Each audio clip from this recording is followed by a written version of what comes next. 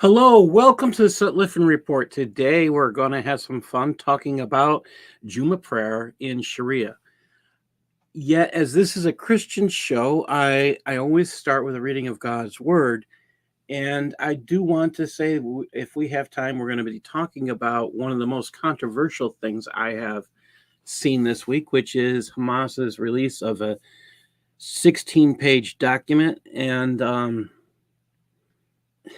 going to say, if you haven't heard Usama's take on this, you definitely want to turn in this Sunday at 10 o'clock because you want to hear this piece. It's you can hear it on my channel, you can hear it on his channel, and there's 6 other channels we'll be live on. But I'll tell you, this piece, this is their defense piece, their propaganda, and it is a must listen to. I don't think we're going to have time to get much into it, but I'm going to give everybody the link today. So please take a look at this, share this with other believers, and talk to them about what they're saying, because it is a pack of lies and it needs to be destroyed today. And this way I say, Usama did this today at 12 noon Central Time. There was a nationwide broadcast on VCY, and if you can look for that, I was just playing for a little bit earlier for Sharon and Darcy. Yeah, and we only covered a little bit of it. Love to see some of us get together and tackle the whole thing. All right, let me get into the Word of God for today that I put aside. Today we're reading, and this is a longer piece, and I apologize because it's longer, and I just kind of think it fits for today. This is Acts 26, and we're reading the entire chapter.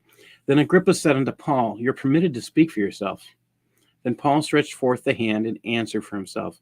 He said, "I think myself happy, King Agrippa, because I shall answer for myself this day before you, touching all the things whereof I'm accused of by the Jews, especially because I know you to be an expert in all customs and questions which are among the Jews. Wherefore I beseech you to hear me patiently. My manner of life from my youth, which was at the first among mine own nation at Jerusalem, know all the Jews, which knew me from the beginning, if they would testify that after the most straightest sect of our religion I lived as a Pharisee. And now I stand and am judged for the hope of the promise made of God unto our fathers, unto which promise our 12 tribes, instantly serving God day and night, hope to come. For which hope's sake, King Agrippa, I am accused of the Jews. Why should it be thought a thing incredible with you, that God should raise the dead? I verily thought with myself that I ought to do many things contrary to the name of Jesus of Nazareth, which thing I also did in Jerusalem, and many of the saints did I shut up in prison, having received authority from the chief priests. And when they were put to death, I gave my voice against them. And I punished them often in every synagogue, and compelled them to blaspheme. And being exceedingly mad against them, I persecuted them, even unto strange cities. Whereupon, as I went to Damascus with authority and commission from the chief priests, at midday, O king, I saw on the way a light from heaven, above the brightness of the sun, shining round about me and them which journeyed with me. And when we were all fallen to the earth, I heard a voice speaking unto me and saying in the Hebrew tongue, Saul, Saul, why do you persecute me? It's hard for you to kick against the pricks. And I said, Who are you, Lord? And he said, I am Jesus whom you persecute. But rise and stand upon your feet, for I have appeared unto you for this purpose, to make you a minister and a witness both of these things which you have seen, and of those things in which I will appear unto you, delivering you from the people and from the Gentiles unto whom now I send you, to open their eyes and to turn them from darkness to light, and from the power of Satan unto God, that they may receive forgiveness of sins and inheritance among them which are sanctified by faith that is in me. Whereupon, O King Agrippa, I was not disobedient unto the heavenly vision, but showed first unto them of Damascus and at Jerusalem, and throughout all the coasts of Judea, and then to Gentiles, that they should repent and turn to God and do works meet for repentance. For these causes the Jews caught me in the temple and went about to kill me. For having therefore obtained help of God, I continue unto this day, witnessing both to small and great, saying none other things than those which the prophets and Moses did say should come, that Christ should suffer, and that he should be the first, and that should rise from the dead, should show light unto the people and to the Gentiles. And as he spake for himself, Festus said with a loud voice, Paul, you are beside yourself. Much learning does make you mad. But he said, I am not mad, most noble Festus, but speak forth the words of truth in soberness. For the king knows these things, before whom I speak freely. For I am persuaded that none of these things are hidden from him. For this thing was not done in a corner. King Agrippa, do you believe the prophets? I know that you believe. Then Agrippa said unto Paul, you almost persuade me to be a Christian. And Paul said, I would to God that not only you, but also all that hear me this day were both almost and altogether such as I am, except these bonds. And when he had thus spoken, the king rose up, and the governor and Bernice, and they that sat with them. And when they were gone aside, they talked about themselves. They talked between themselves, this man does nothing worthy of death or bonds. Then said Agrippa unto Festus, this man might have been set at liberty if he hadn't appealed to Caesar. Now, this is my thoughts on this, and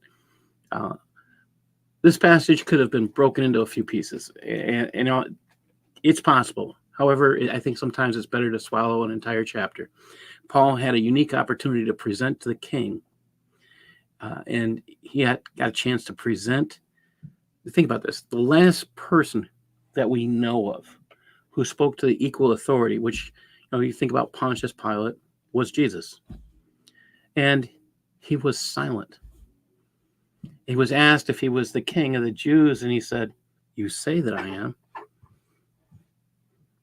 So Paul's granted this opportunity to present his case. He begins with his own admission of who he was as a Jew and as a Pharisee. He was chief among those who persecuted the disciples of Christ. He not only captured them, but was one who bore witness against them, even those who were executed. He witnessed torture and threats. He took part and witnessed the torture and threats to leave their faith in Jesus. He was so passionate about putting out this light of Jesus, which shone in those claiming to be his disciples, he sought to pursue them and round up even more in Damascus. This sums up who he was before. But Paul continues by sharing his testimony of Jesus, having met him on the road to Damascus. His testimony is compelling. But what may have caught King Agrippa by surprise is what Paul says about why he's doing what he's doing. Paul gives his purpose as not being his own. It's a purpose given by Jesus, the one Paul believes to be the one who was prophesied of as the Messiah. That purpose is to open the eyes of the Gentiles and to turn them from darkness to light, to turn them from the power of Satan unto God. Paul could have stopped there, but this passage is paired with that they may receive forgiveness of sins, an inheritance among them which are sanctified by faith that is in me. This is a statement that the joy which Paul received from meeting the Messiah is a joy he absolutely must share. When you think about this, Paul's accused of being one who is so loved by Jesus, the Messiah, that he has an impulsive passion to share that love with anyone who will listen. King Agrippa's initial response is one of pretend ignorance. But Paul's not foolish enough to accept this stance and calls him out for it. This is part of the give and take in evangelism even today. People pretend they don't know things.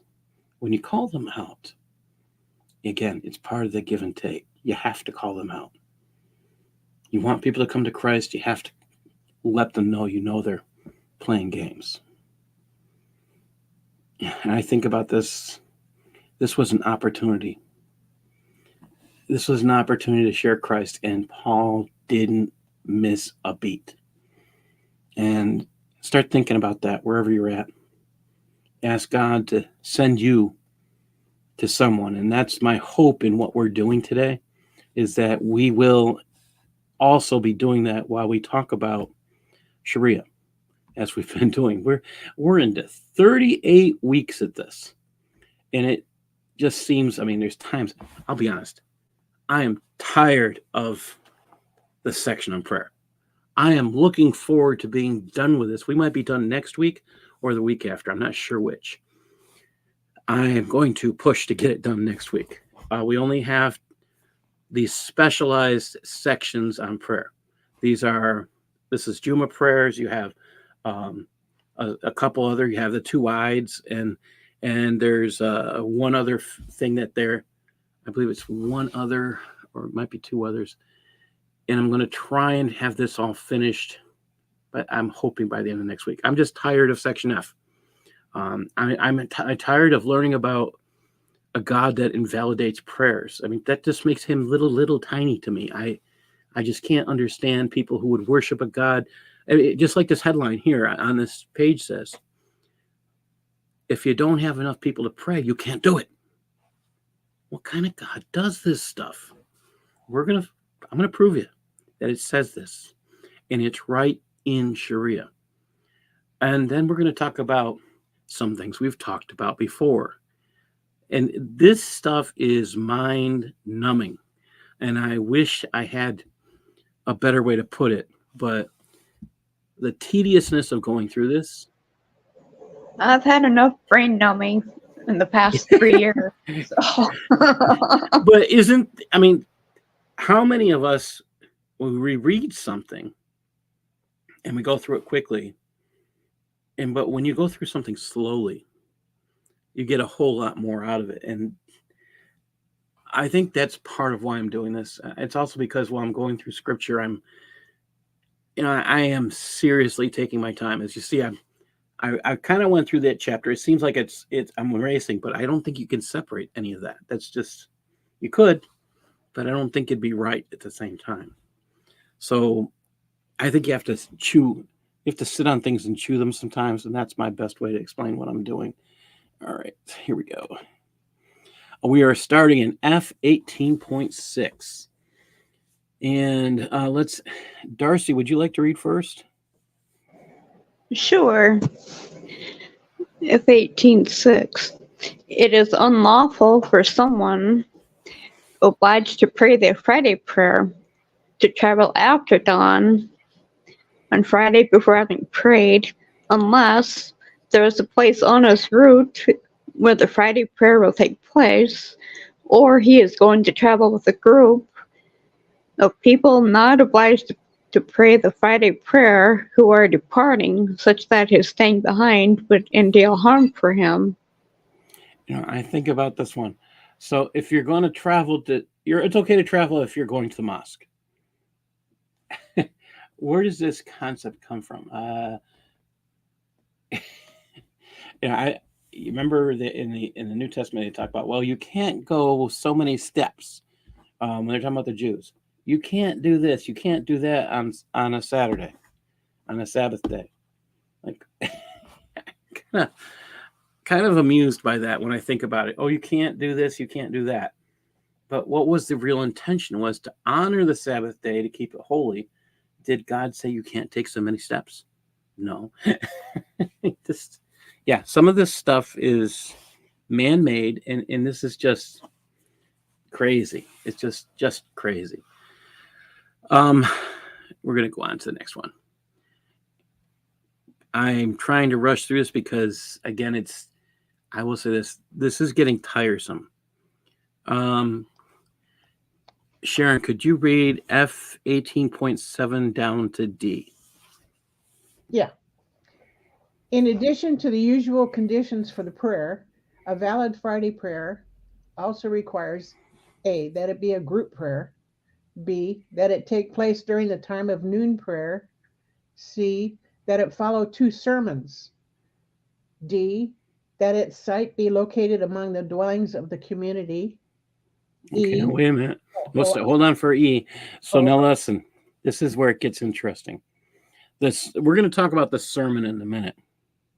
But again, it's all these rules. Shariah is law. I'm being nice by saying rules.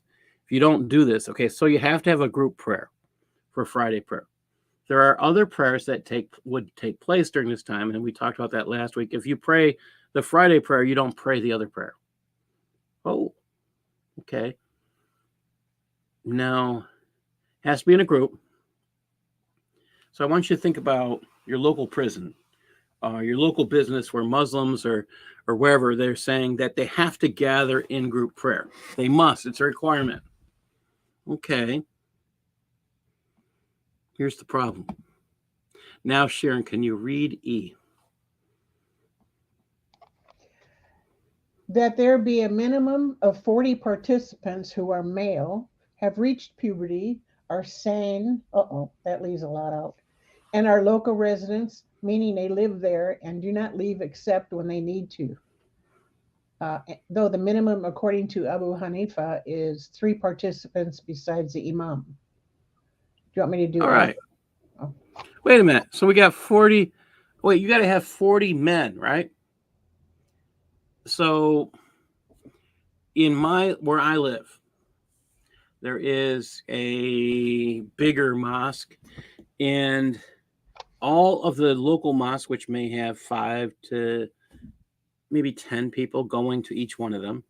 I have no idea how many mosques there are presently. You can have, they can all go there for every day for all their prayers if they choose to. But on Fridays, they all gather in one spot. And I've wondered about that for years. Why do they all go to the same mosque for Friday prayers? It's never made sense to me. This is the reason why. If you don't have 40 people, don't have 40 men. Yeah, we're not saying they wouldn't accept these imaginary genders concept. We're talking about male and female. We're not talking about the imaginary stuff. If you don't have 40 men, you can't pray. Now it's 39. Actually, you got the imam, and you have to have 39 more. Like, wow. So in the prison system, let's say you've said, okay, you can have your Friday prayers. There's 15. Well, you can do your normal prayers in your room or whatever. You don't have to have group prayer if you have less than 40. So, you hear people getting sued because they say they have a right to group prayer and you have to provide a spot for us. Wait a minute. If there's less than 40, you don't have a right to group prayer because it's not required. In fact, they tell you can't do it. So, show me you have 40 that are going to show up every time. And the minute you stop having 40, yeah, because legally under Shariah, you have to have 40. This Abu Hanifa is an outlier, and that's what they're saying. Well, you have to have 3 besides the imam. Think about that. That's 4 people together. Are there schools where you won't find 4? Absolutely. So what about prisons? Absolutely.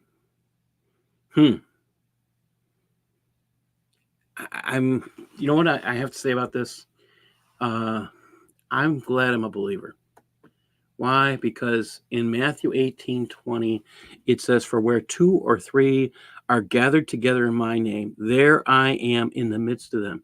And this God, Jesus, does not negate our prayers if we don't have 40.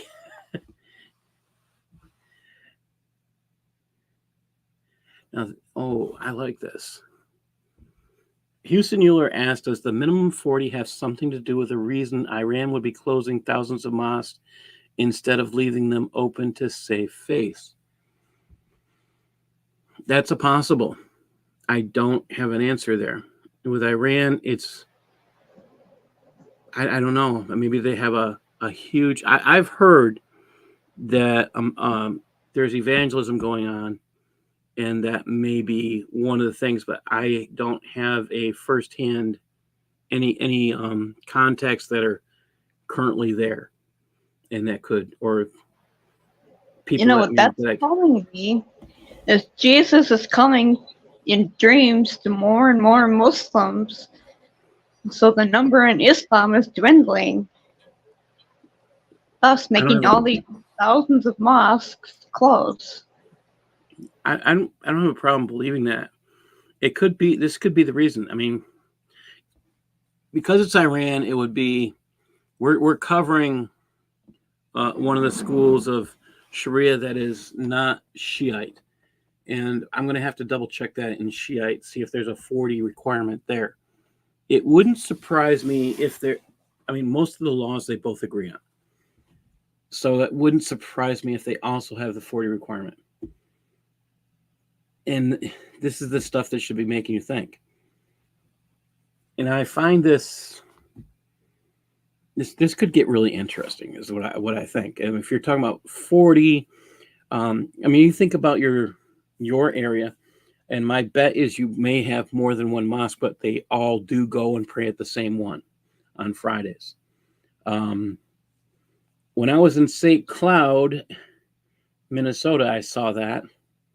Been a few different places where I've actually seen this all going to the same particular place for Friday prayers. When you think about another problem with that, that makes the person who leads prayers or is the head imam, or however they want to put it, responsible, or is a head of all these other groups. They have to coordinate. They have to work together. So it gives them a little bit of authority. Or, you know, they have to be cooperative. And that's the truth about that matter. But having to have 40, I don't know. Sharon, can you read F2 as well? And that in places where it is no hardship for everyone to pray at one location, there be no other Friday prayer prior to or simultaneous with it. Example, in the opening, Allahu Akbar of the prayer. I hate saying that word. Yeah. So think about this. On the right, take a look at this. If they miss the 40 days, this is my Google Translate, and then this is not a perfect translation. The imam is one of 40. So if they don't have the one of 40, then they have an issue.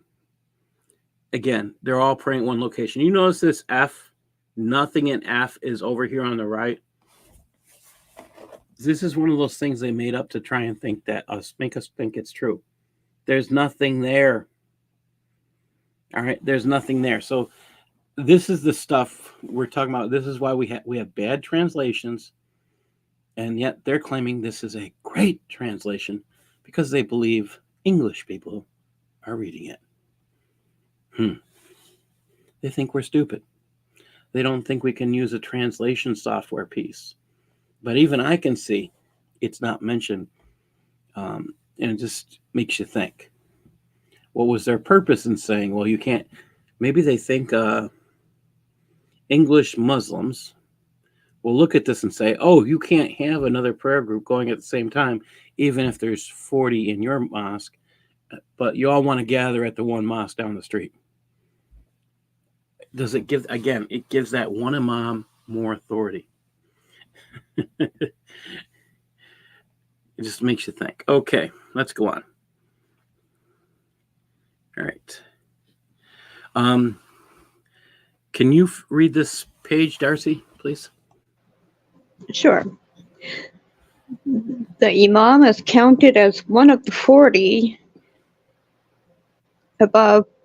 A group performing the Friday prayer must finish it as a noon prayer if the number of participants diminishes during it to less than 40, or if its time ends during the prayer with the coming of the mid-afternoon prayer's time.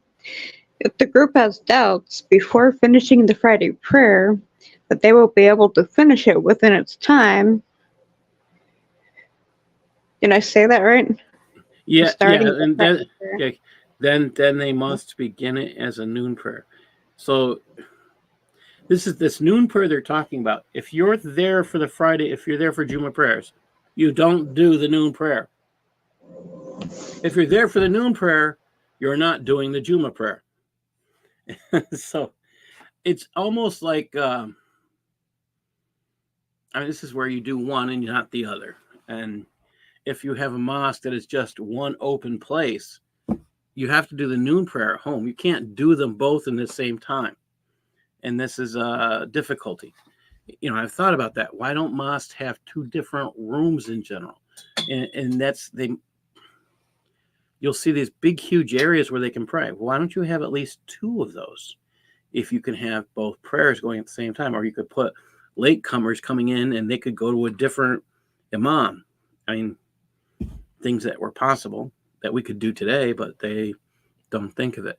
Notice again on the right there, there's no Arabic, and only on the far right, it says during that time completed at noon. I think that's that little bit. That's it. All this stuff on the right above that line that goes across, there's no Arabic for it. It's all made up. Some English translator thought it would be good for someone to be deceived.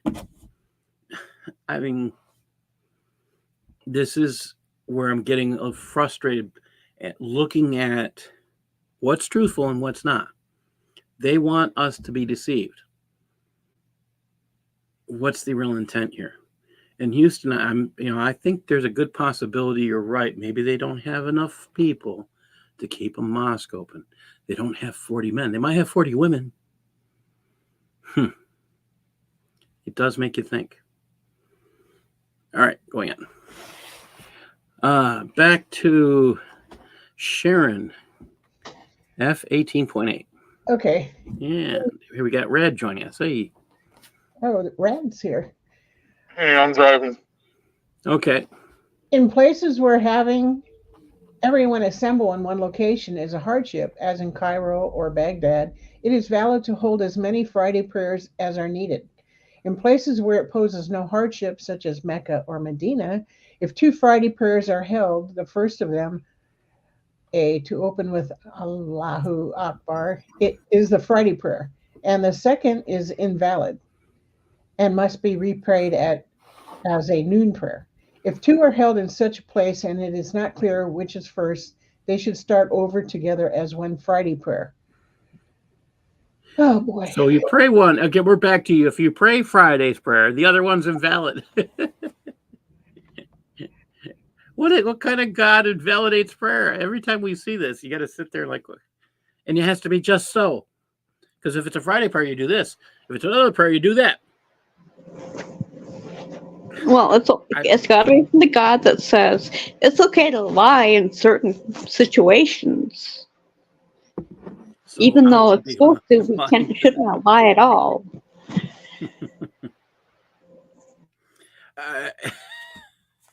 And again, Jesus would not accept these things that they're doing as prayer. He would call them vain repetitions, because all they're doing is going through motions, repeating surahs, and in the midst of it, you bang your head on the ground, you get a nice little mark right here, and you go around proud because you earned that mark by banging your head. I will say it's banging your head. You put your head to the ground so many times, and I have a friend who was in prison and became a Muslim in prison, and he talks about how they were proud of these little marks. It made them feel great because, they were more pious than others because they earned those marks. Isn't that the same thing as telling other people you pray and boosting? I mean, it's really vanity. It's not pride. That's vanity. It's worthless. It gives them nothing. Are you talking about that dot on their head when they bang their heads real hard? Yes, that's exactly what I'm talking about. A nice little mark. I think it's called a zabiba. Okay. I just call it a prayer bang. Okay. The bang mark. I mean, I don't know a better thing to actually call it. Even if they have a name for it, and they'll hold it up in reverence, but really, what is it? It's a sign that you banged your head on the ground. Okay. Stop banging your head on the ground. Couldn't they damage their frontal lobe? Yes. Yeah. Okay. And go that ahead. may be another explanation why so many people are. What was Darcy's word here? That may be a reason why Darcy is asking this question. You bang your head on the ground how many times? I mean, are you left? Do you lose your sanity? I don't know. I would think it's a good reason to go back and do a study on concussions. Can you get a concussion from banging your head on the ground? It makes you wonder. I'm Yep. kind of curious You when I have to think about it. consider there is a lot of mental trauma from what they go through, starting from when they're really little. You know, the There's physical and mental abuse. yes, and I think that's related to a lot of the child rearing and the things that are allowed under Islam. Parents are allowed to kill their children. So when us kids of the 60s and 70s said, Mom's going to kill us, we didn't mean she was literally going to kill us. We did something stupid, and Mom was going to be mad, and we were either going to get our butts beat or we were going to just make her mad, and that's a horrible thing to do. Okay? We never meant she would physically go and execute us. No. But that's an actual real fear, or and they would say Dad'll kill us, and it would be real. I mean, it's a literal thing for them because it's allowed under Shariah. We're going to talk about that as time goes on, but it's these concepts you have to stop and think about. All right, I have to go back one. Okay, we are on to F18.9. And Darcy, if you could read down to C. Sure. The sermon. The integrals of the sermon are 5, and the order is Sunnah. A, B, and C, as below, are required in each of the 2 sermons, while D may be in either, and E must occur in the second, as mentioned below. Saying Alhamdulillah, this particular utterance being prescribed, the blessings of the Prophet, which is also a prescribed utterance, and joining God-fearingness, for which a particular expression is not prescribed, it being sufficient to say, obey Allah. The above integrals, are obligatory. Okay, right. look on the right here. Notice a word that is missing. On the right, it says the pillars of the sermons. Okay, integrals, pillars. Okay, we're talking about the integrals. We could use that word. Integrals of the sermon are 5, and the order of the integrals. Notice what word's missing there. You see No, the Sunnah. Okay, this person who uses the term Sunnah, who does this translation, I think this is where I was talking with a Muslim student about this term Sunnah and how it's used in this translation. And he actually got upset that it was being used like this. I mean, he didn't know I said that, we were talking, and I let him know I'm studying myself, studying Shariah myself. And he thought it was fascinating, that somebody would do that. And I'm looking at this and I'm like, what do you think of this word being used to mean something it doesn't mean? It got him really upset. And I get that. I think this is scary, this misuse of the word Sunnah. I think it needs to be reserved for meaning it. When you say something Sunnah, it means it's a requirement, or it is in the hadiths and the sirahs. All right? When you're saying something is Sunnah, it's there. It's part of Islam because it's in their scriptures. And this meaning that they're giving here, well, it's part of the Sharia. That's not what that means. And I have this problem. And Don Karib came up with a name for the headbang. Zabiba. All right. Good. All right. Darcy, can you read D and E also, please? Reciting one verse of the Quran that conveys an intended meaning, such as a promise, a threat, exhortation, or similar, in at least one of the two sermons, and to supplicate for believers, male and female, in the second of the two sermons. So if you listen to this, we've already talked about having to have 40 guys, 40 males. And now we're talking about a mixed congregation. Did you hear this? And to supplicate for believers, male and female. So this is now a mixed congregation. And most are not. Are the females being kept separate in another room? We know that during the time of Muhammad, in the time when the hadiths were written, they weren't separate. There's a reason why, and we're going to come up to it shortly. And the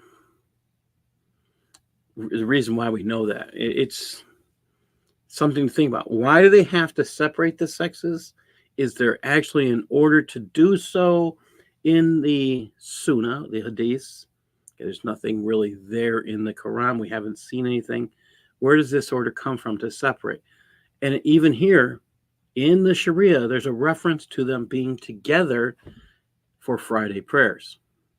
Start asking questions. If Muslims read this, why aren't they asking the questions? Why do we have separate areas?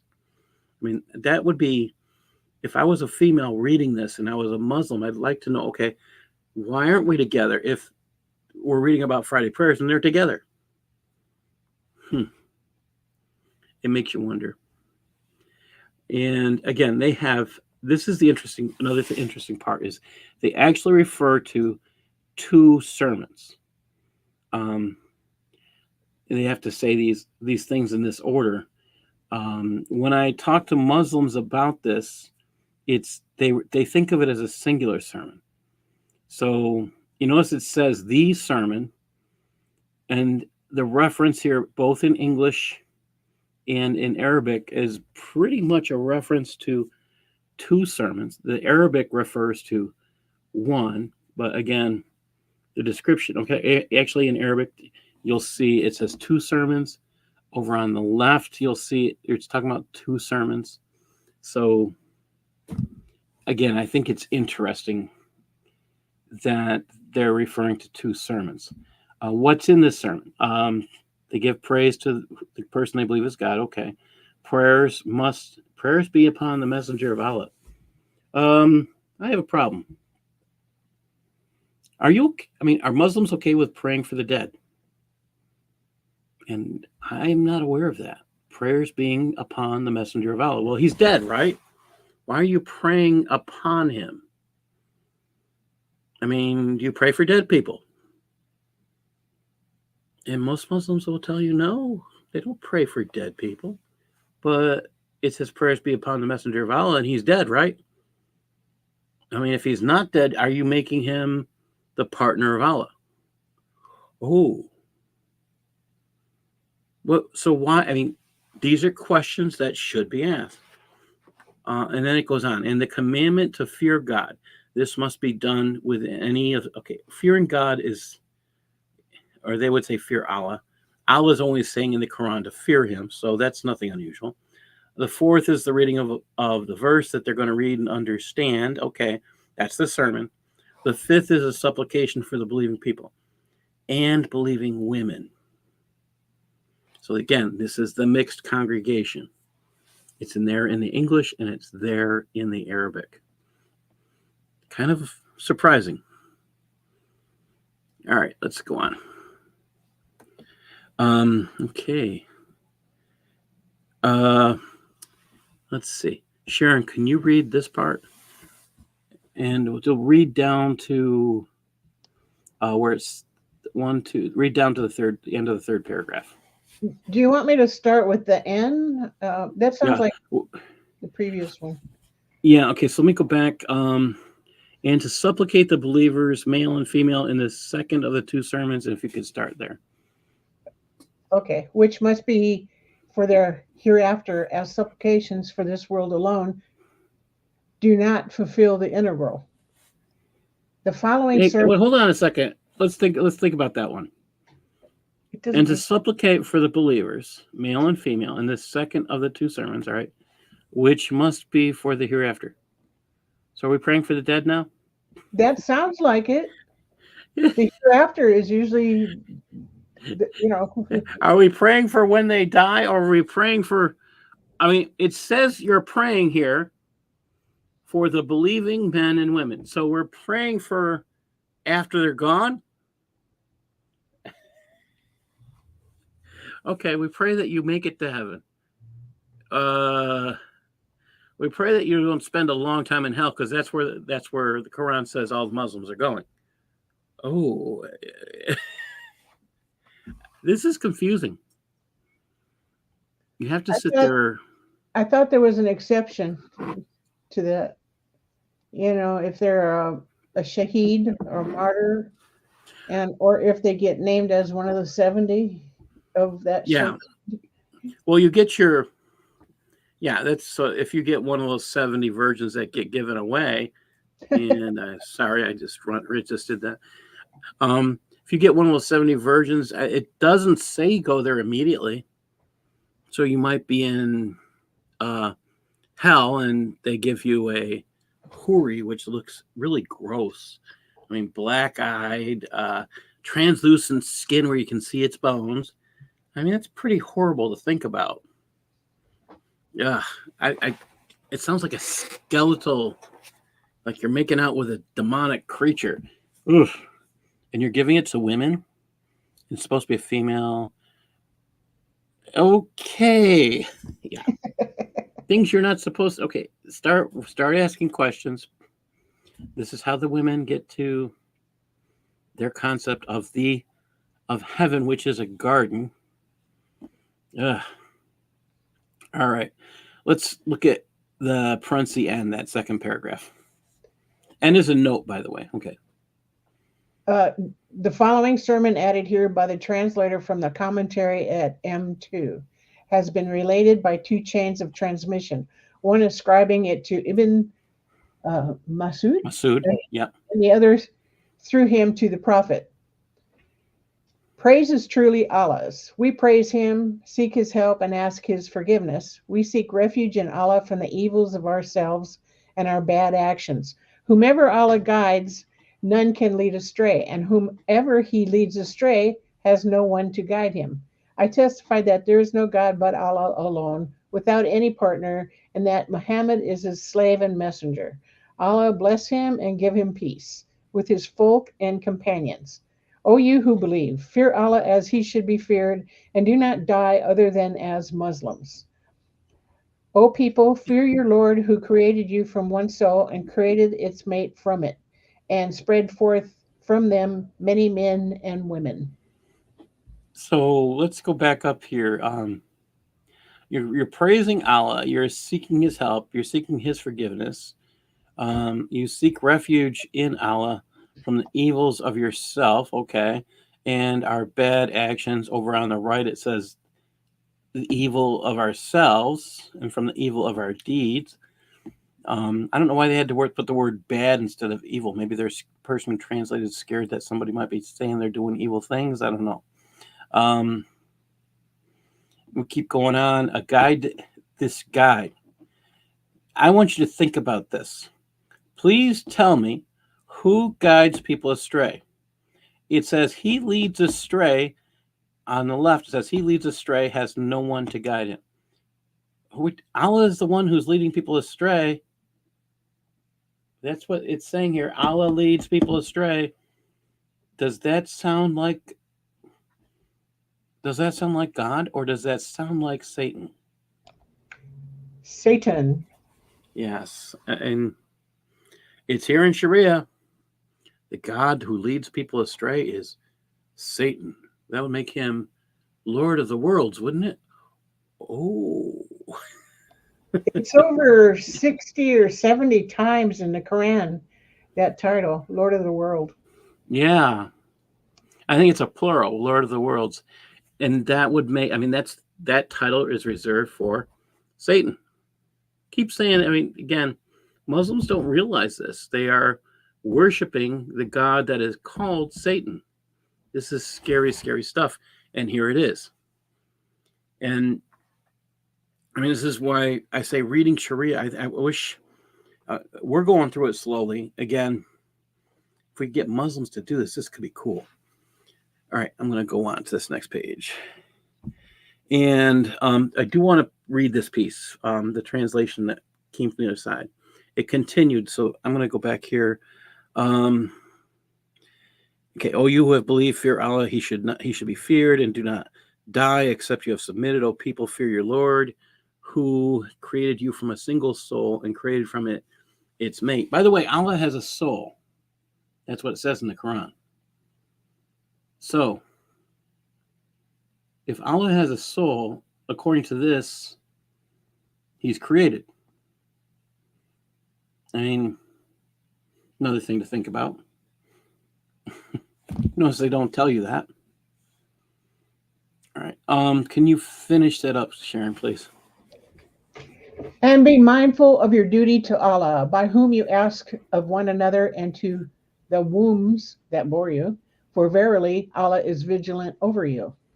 Quran 4, verse 1. This sermon fulfills conditions A, B, C, and D above. A, the rest of the sermon may be in any language, and after sitting briefly, one rises and says, Alhamdulillah. The blessings on the Prophet enjoins the people to fear Allah and must add a supplication for the Muslims, such as saying, "Oh Allah, forgive the believers." And this is this. Okay, notice this "and" here in the front. That's just a repetition of what's up here. It's just a repetition. It's a note, but it's, again, that stuff's not there. There's nothing there. There's no Arabic with this. And to me, this, right, we are, okay, so we're here. The joy of pushing buttons accidentally. Sorry about that. Again, looking at these things, looking at the way they're translating, why is there such a need to hide things from us? Why not just simply translate it correctly? Why hide these things? And that just makes me think. Let's see. Darcy, can you read 18.10 for us, please? Sure. The conditions of the two sermons are A, of the speaker being in a state of purity from minor and major ritual impurity and from filth. That is, B, that his nakedness be clothed. C, that the two sermons occur during the noon's prayer time before performing the two rakas of the Friday prayer. D, that the speaker be standing during them, if able. E, that he sit down between the two. F, and that his voice be loud enough for the 40 required participants to hear the sermon's integrals. So if he's a quiet guy, he's not allowed to talk. So he can't have the position of giving a sermon. Interesting point. Okay, I'd say, yeah, if you're going to talk quietly, yeah, you probably shouldn't be doing a sermon. It's like you get a teacher. I mean, you may have had this. You get a teacher, and they talk like this. They talk so quietly, you can barely hear them. No, most teachers come in, they have what they call a teacher voice, and they project. Some pastors are good enough, they don't really need a microphone. George Whitefield was here in the United States, in Boston, preaching. And Benjamin Franklin heard him. And he thought he could be heard. I think it was 50,000 people, just the way he projected his voice. I mean, that's a booming voice.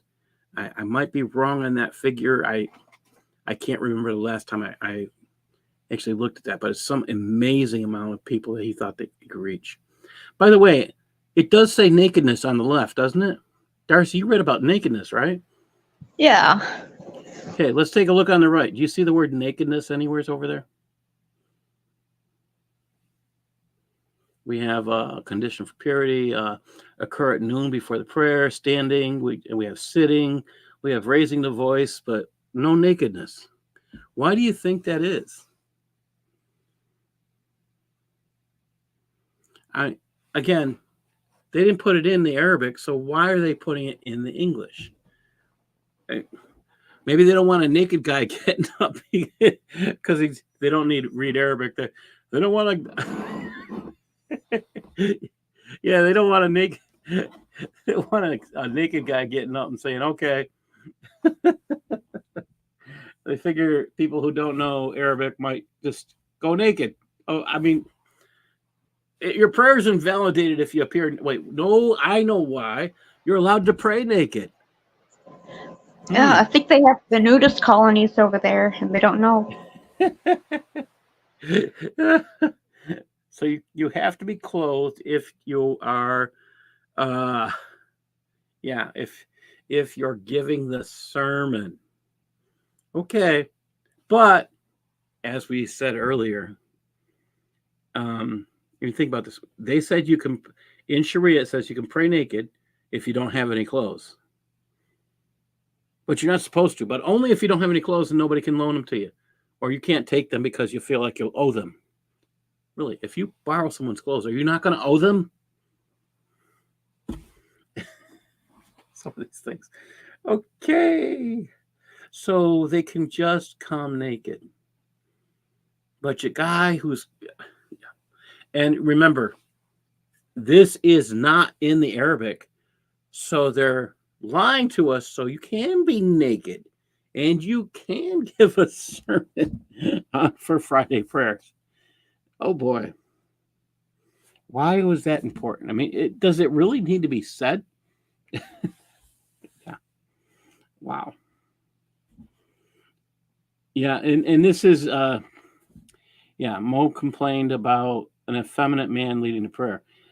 And we're going to get into that. And we kind of did that when we talked about silk, gold, and silver. And they keep talking about effeminate men.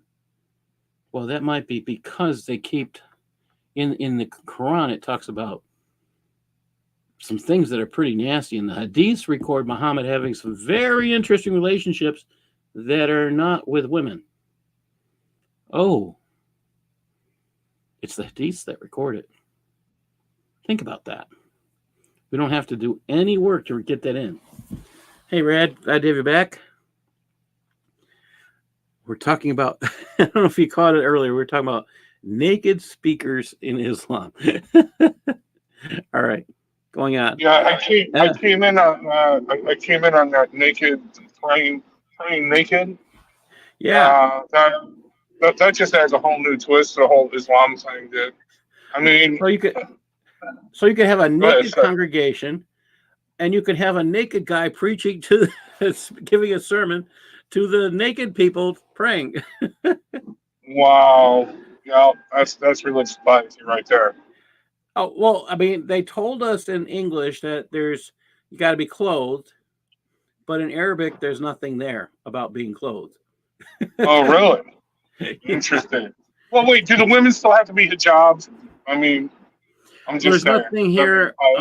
Well, if the women are naked and the men are naked. Oh my gosh. All right. Keep thinking this way. It sounds horrible, but you'll start to, yeah. Let's see. Oh, here we go. Houston Euler says, you said they can pray naked and that men and women were originally allowed to pray together. This wouldn't go.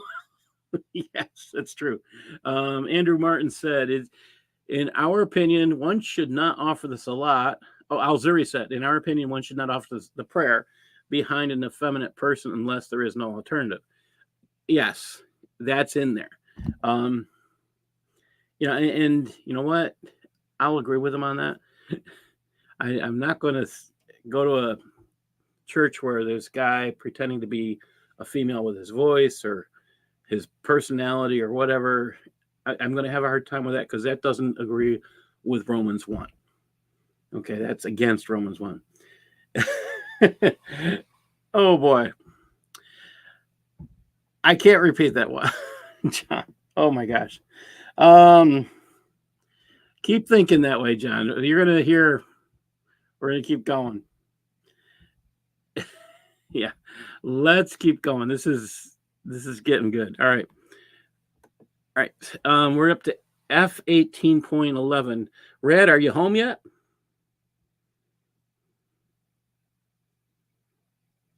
Oh, I'm guessing he might be talking and forgot he mute. No, you muted yourself, Red. We can't hear you. No, I'm still out. Sorry. Okay. All right. So Houston asked this question: which are the other qualifications of an imam besides having a loud, non-effeminate voice? The only other qualification is that he knows Surah 1, Al-Fatiha, and then he knows Shariah. That's it. You don't actually have to know the Quran. You don't have to know who Muhammad is much at all. You don't have to have, there's no other requirements. You have to know Shariah. So you can know how prayer is invalidated. Yeah. Yeah, start thinking about this. All right. Sharon, you just read Darcy's turn. We're going to go right down to, read all the way down to 3. Okay. The sunnahs of the sermon include that the speaker stand in a pulpit or high place, and that it be to the right of the prayer niche, and that the speaker stand on the right side of the pulpit. That he say, Assalamu alaikum, whatever, to those present when he enters the mosque, and again when he ascends the pulpit and reaches his seat there, that he sit until the muezzin has finished, Yeah. right? And the second call to prayer, the Adnan, that when speaking, he lean on us. Are you kidding me? You know, I found this Lean interesting. on a sword. Yeah, read that read all the way down. We'll come back to that. That is, yeah. Lean on a sword, bow, or stick, which is in his left hand. It is desirable for him to put his other hand up on the pulpit. If he does not have a sword or the like, he keeps his hands still by placing the right upon the left or dropping them to his sides. He does not move them or fidget with one, as the aim is stillness and humility, and that he face the group during both sermons, and turn not to the right nor to the left during them, for it is a reprehensible innovation. It is desirable for the listeners to face the speaker. Well, the only thing here that makes sense to me is the person is supposed to face the audience and the audience is supposed to face him. That makes sense. What's the purpose in him leaning on a sword, a stick, or what was it? So we had sword, we had stick, and we had bow. But the sword and bow are weapons. Why do you need this to give a sermon? A stick could be used as a weapon. I mean, it could be like a staff. Think about that. Why do you need these things? Are you planning on standing up too long? I mean,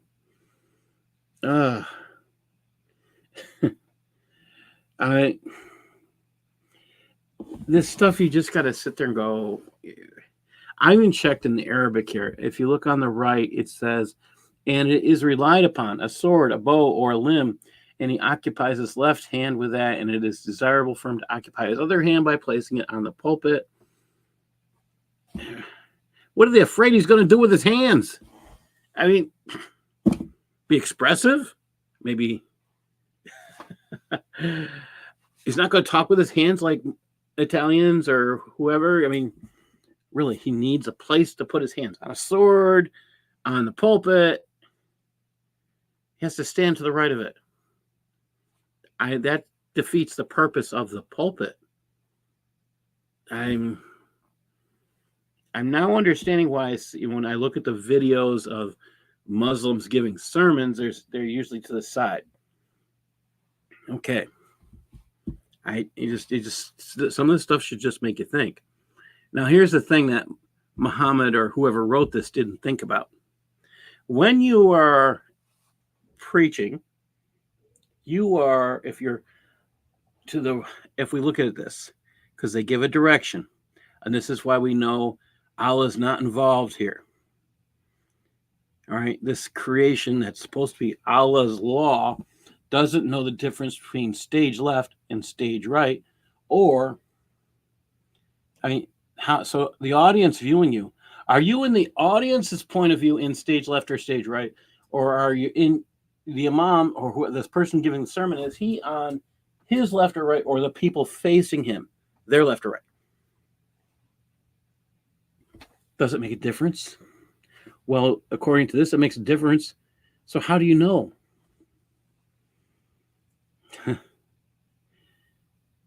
Yeah, and this is interesting. Yeah, Andrew Martin said, not sure why a spear or lance is forbidden unless they're too big. Yeah. Some of these things you just, like, yeah, I mean, what's the deal here? I mean, some of these things just kind of weird. All right, we're going to keep going. Kind of mind-numbing. All right. We're up to the description of the Friday prayer. And we're back to Sharon. The Friday prayer consists of 2 rakas. It is sunnah for the imam to recite al-Jummahs, or al-Jummah, whatever that is. Quran 62. In the first rakah, meaning the entire surah, the sunnah being to make the sermon brief and the rakas long. Though wisdom must be used in deciding how much those present will accept.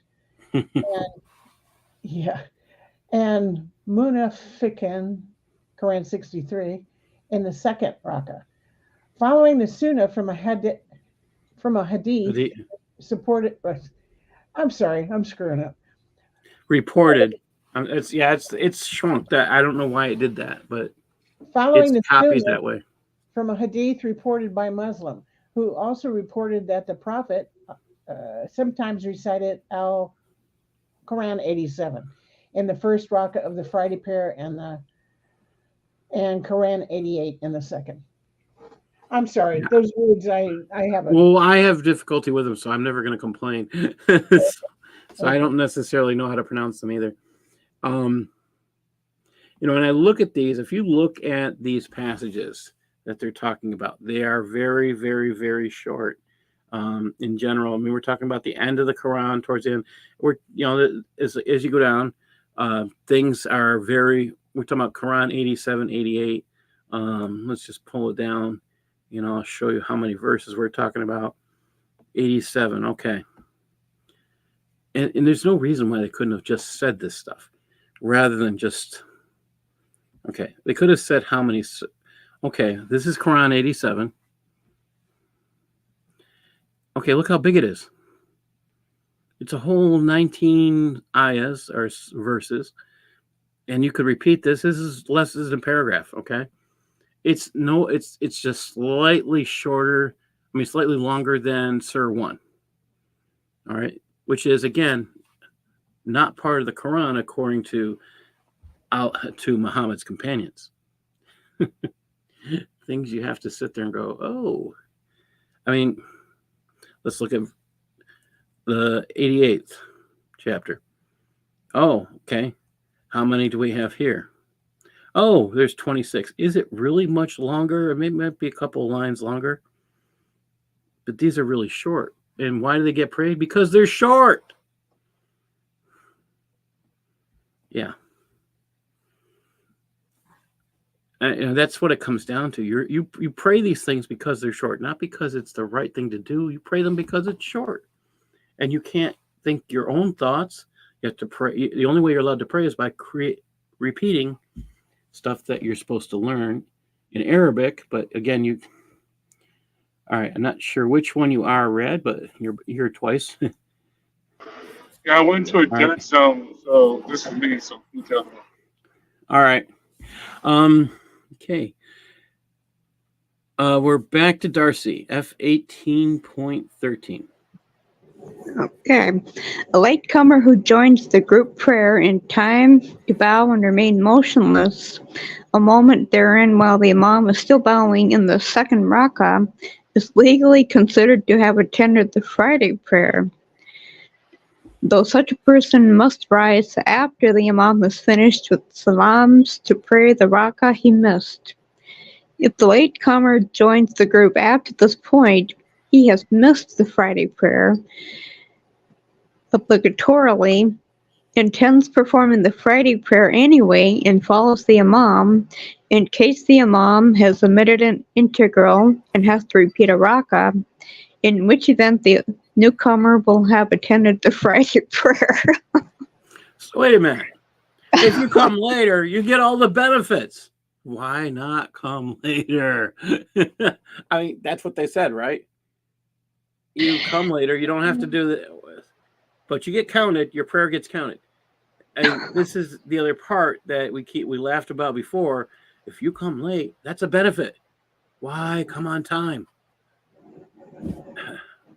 When I read this stuff, it makes me wonder why. I mean, I don't know that Muslims have a problem with it. Actually, the one that I see every day in general, he could. I mean, I see him on time most days. So I look at. I don't understand if this is how you treat prayer. You can come late all the time. Why would you show up on time? There's no real benefit. There's a benefit if you don't show up on time. You don't have to do some of this stuff. I mean, Okay, this is interesting. This is interesting. Houston said they probably had to prescribe the short ones to talking about the short surahs to defend against imams wanting to show their piety by selecting Surah 2 with its 300 verses. That could be okay. Yeah, that's for we were talking about the short verses. Yeah. Can you imagine reading? Yeah. And by the way, if you understand, if you look at the Tasfirs, Surah 2 was longer. Yes. And there's another one that's supposed to be just as long, if not longer. Oh, think about that. Because you don't have the entire thing. The only one that has that is this tablet in the garden or wherever. Yeah, that's supposed to be uncorrupted. All right, we're going on. Hopefully, we're going to get near this. What about that last sentence? But if this does not happen, when the imam finishes with salams, latecomer rises and completes his prayer as a noon prayer, not Friday. This is where this is the deal where, so you get special credit with their God Allah, if you do the Jummah prayer, and if you don't do the Jummah prayer, you got to do the noon prayer. Okay, so you don't get credit. This is the thing that kills me. Special credit for doing Friday prayer, but you don't get special credit when you do the noon prayer on Fridays. If you do the Jummah prayer, you don't do the noon prayer because it invalidates your ability to do the noon prayer. So that would be praying, then praying again. Lots of questions. Yeah. Think about this. Just, yeah. Legally considered to have attended. Yeah. Really, is there someone there taking attendance? Is there someone there? Ooh, your person validated. Minus.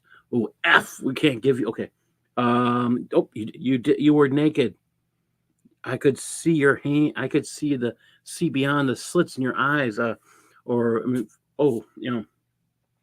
Someone has a half T-shirt or a torn T-shirt, or you start asking these questions. What do they mean by naked? Oh, naked. Okay. Yeah. All right. Can you remind? Be traded for these credits. There we go. This is interesting question too. Can you what could be traded for these credits? Sins forgiven at a smaller scale than kissing the black stone? We don't know what these credits earn you. We do know that there is special credit for someone who does the Friday prayers. We don't know how much value they have. They might have negative value. Yeah, there's nothing telling us. That's a good question. Hey, Damian, thanks for joining us. All right, let's go on. Some of these things you just got to sit there and go like, yeah, why would you show up on time if you get benefits from, if you get legally considered to attend and you showed up late? That's not a bad deal. All right, I think we just did that one. Okay. We're on 18.14. And back to Sharon. Recommended measures for those attending the Friday prayer. It is recommended to perform a purification. Okay, so you're saying this the way I normally do. By the way, don't feel so bad.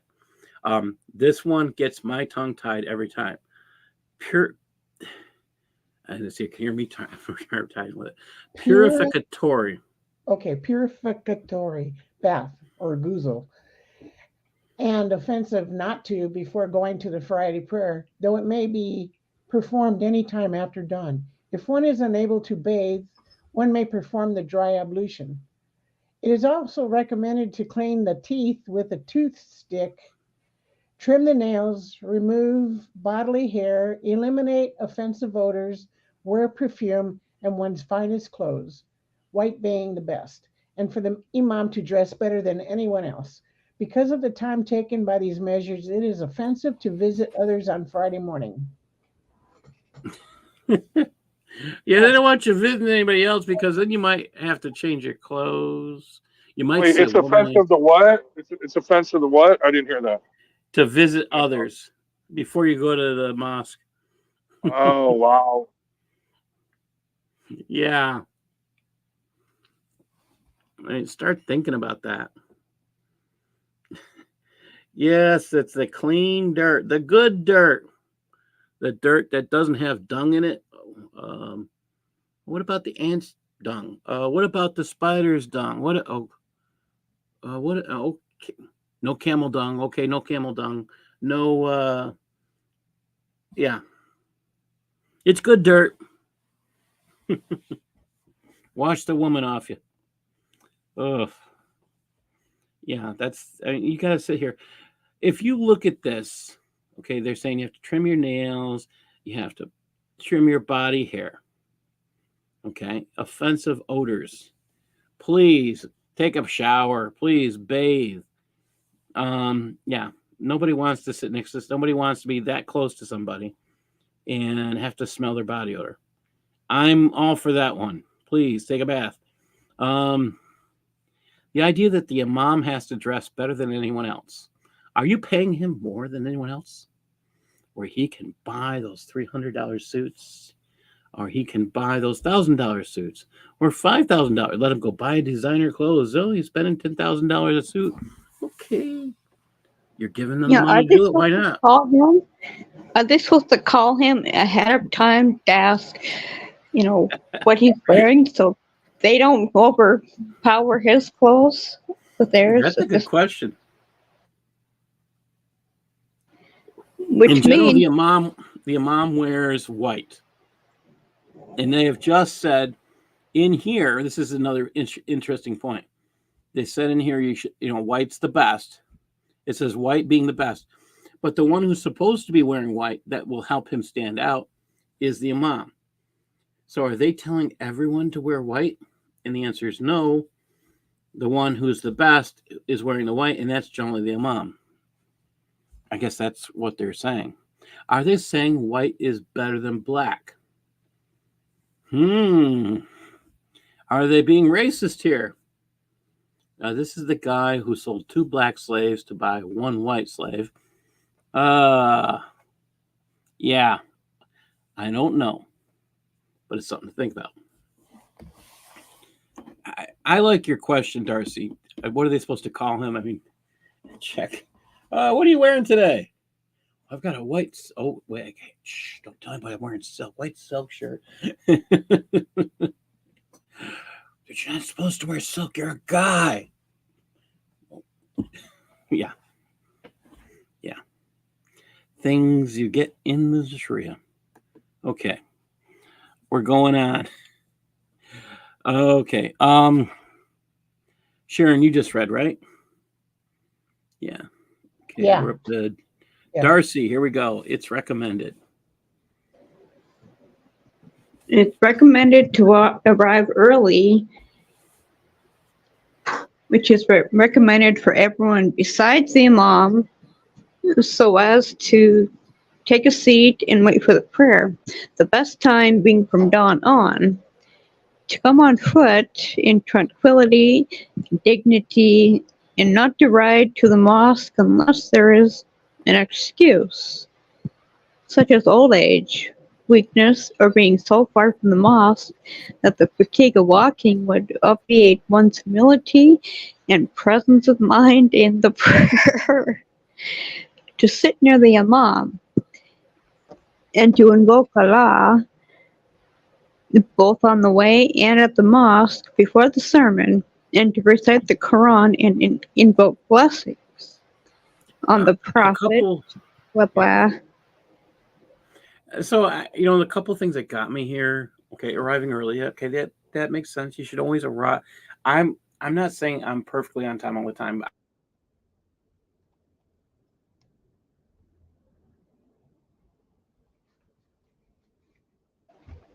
You're frozen, Paul.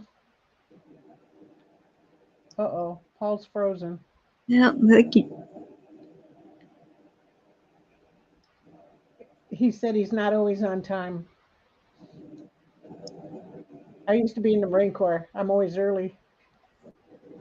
Hurry up and wait. yeah, I try to get there early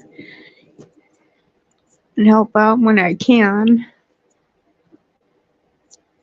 Paul. I'm the guy who has to be. Paul, you're frozen again. All right, this is crazy. You froze quite a while there. Yeah, I know. What's crazy is StreamYard tells everybody tells itself I'm using Wi-Fi, and I'm not. I'm directly hooked into Ethernet, and it's only when I use this program. It doesn't make sense to me. So I'm just trying to figure that part out. When we call on my, it doesn't make any sense. So here's the thing that gets me. Yes, arriving early is important. And again, I'm going to say I'm one of those guys who has to arrive early or on time. I can't handle being late. That's just me.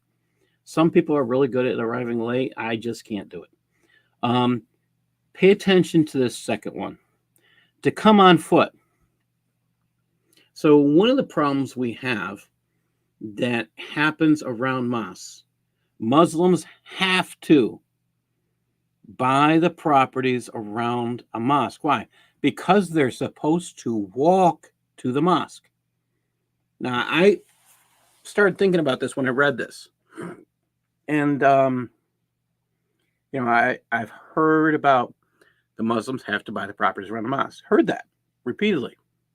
Now I see the Shariah justification for it. They're not supposed to be driving to the mosque. Oh. So the closer to the mosque, the better. Something to think about. So they're saying you need to buy everything in this area, it all has to be owned by the Muslims. Are you catching this? That's kind of what they're implying. So the area becomes Islamic and Sharia can be enforced. Maybe that's why they see the mosque as a symbol of conquest of the land. Yes, it's a good point. Yeah, it is a good point. I mean, this is something to think about. I mean, this actually justifies the purchasing of properties around the mosque. I didn't expect that. I mean, when I started looking at this stuff, it made me think, like, okay, but I didn't expect to find that. Going through this, it just made me surprised. I didn't expect to find. Like I said, I didn't expect to find it. Sitting near the imam, I get that. I mean, you want to be closer to the guy who's supposed to be leading things. That makes life easier. It's going to get interesting next. What happens to those people who don't care if they sit next to the imam and they're interested in sitting in a certain spot so they can see other things than the imam. This is going to be funny. All right. Well, it's going to be disgusting. Not necessarily funny. All right. F 18.15. Who's up now? I'm losing track. Sharon, is it Sharon or Darcy? I'm sorry. I lost track. Who read the last one? All right. Which one is it? That was Darcy, so I think it's you, Sharon. Yeah. Okay. Which one? F8 1815? Yeah. Okay. Read all the way down. Okay. It is offensive for anyone but the imam when there is no need to step over people to reach a place among them, unless one sees a vacant spot that cannot be reached otherwise. It is unlawful to make someone sitting in the mosque rise and then sit in his place, though if someone voluntarily rises, it is permissible. Okay, hold on just a second here. So, you ever go to a church and you got a spot and you sit down, and someone there's space next to you, so you let somebody come in and take that spot. They're like, oh, you can't take them. Again, they're on the ground, they're praying. Yeah, it would be considered kind of rude. I can agree with this. It makes sense to me. If you're on the ground and praying, you don't want to be stepping near people's faces. You'd be worried about tripping, and if you trip and you invalidate a whole bunch of other people's prayers, you get everybody ticked off at you. No, I can agree with the concept. All right, let's read F 18.16, and it's going to get kind of nasty. It is offensive to give another person one's place in the front row, in closeness to the imam, or to put others ahead of oneself in performing any act of worship, as is proved by the rigorously authenticated hadith, Sahih hadith. People keep staying behind until Allah keeps them behind. As for Allah's saying, preferring others to themselves, though poverty be their lot. Quran 59:9. All right. And when I was just talking to Usama because there was a translation problem with F 18.15. And the Google Translate was actually what I would say is gobbledygook for this.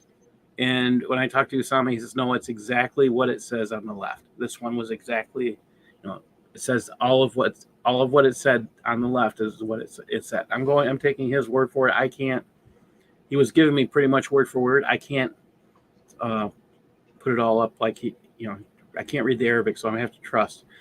F 18.16.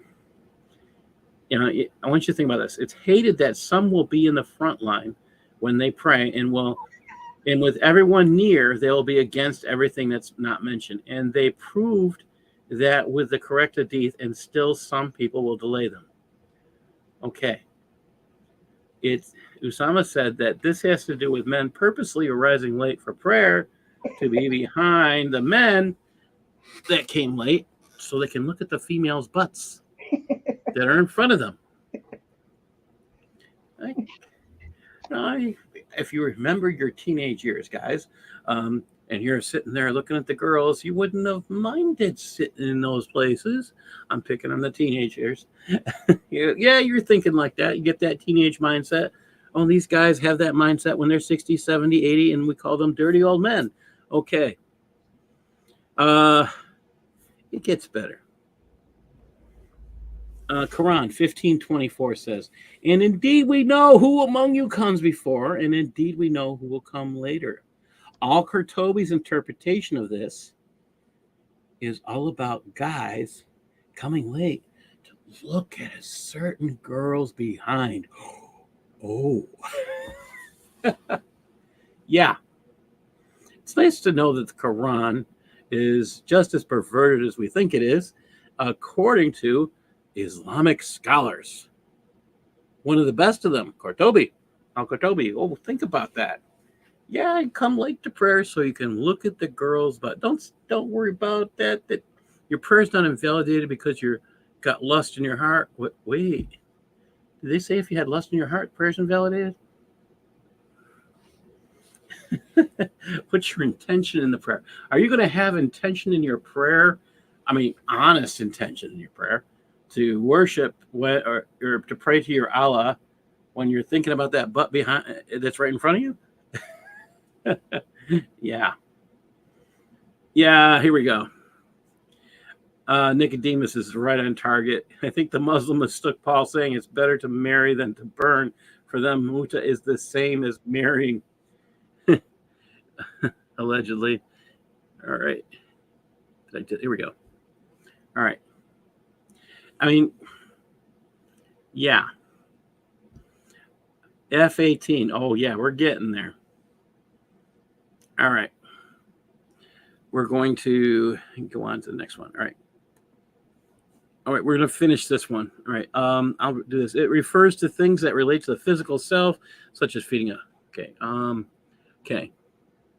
F16, and it goes on. It refers to things that relate to the physical self, such as feeding a hungry person, blah, blah, blah, when no one needs the food. In case, you know, the big problem I had here, I got to come back to it. Where was it? I saw, I'm going to just come back to this piece here.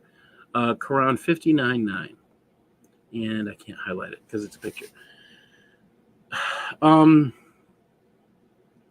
My problem with this passage is it's very selfish. And what do I mean by that? It's preferring yourself to others.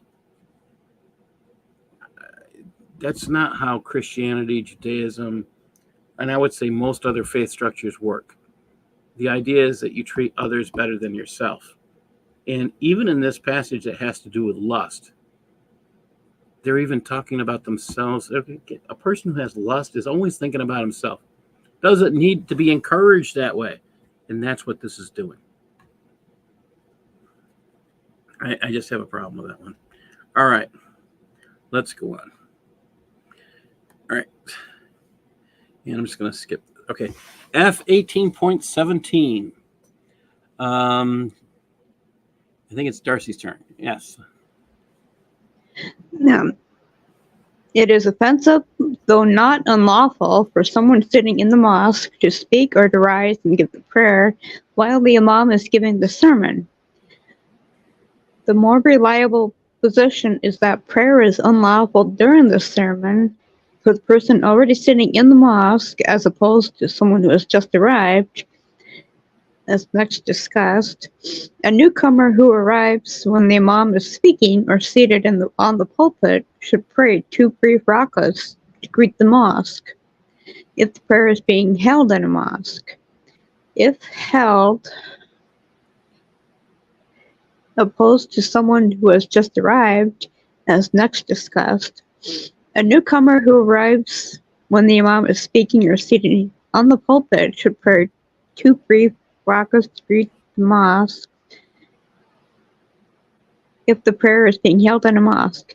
If held elsewhere, one should attend them as the 2 rakas that are sunnah before the Friday prayer. Though if one has already prayed these at home, one should simply sit down without praying.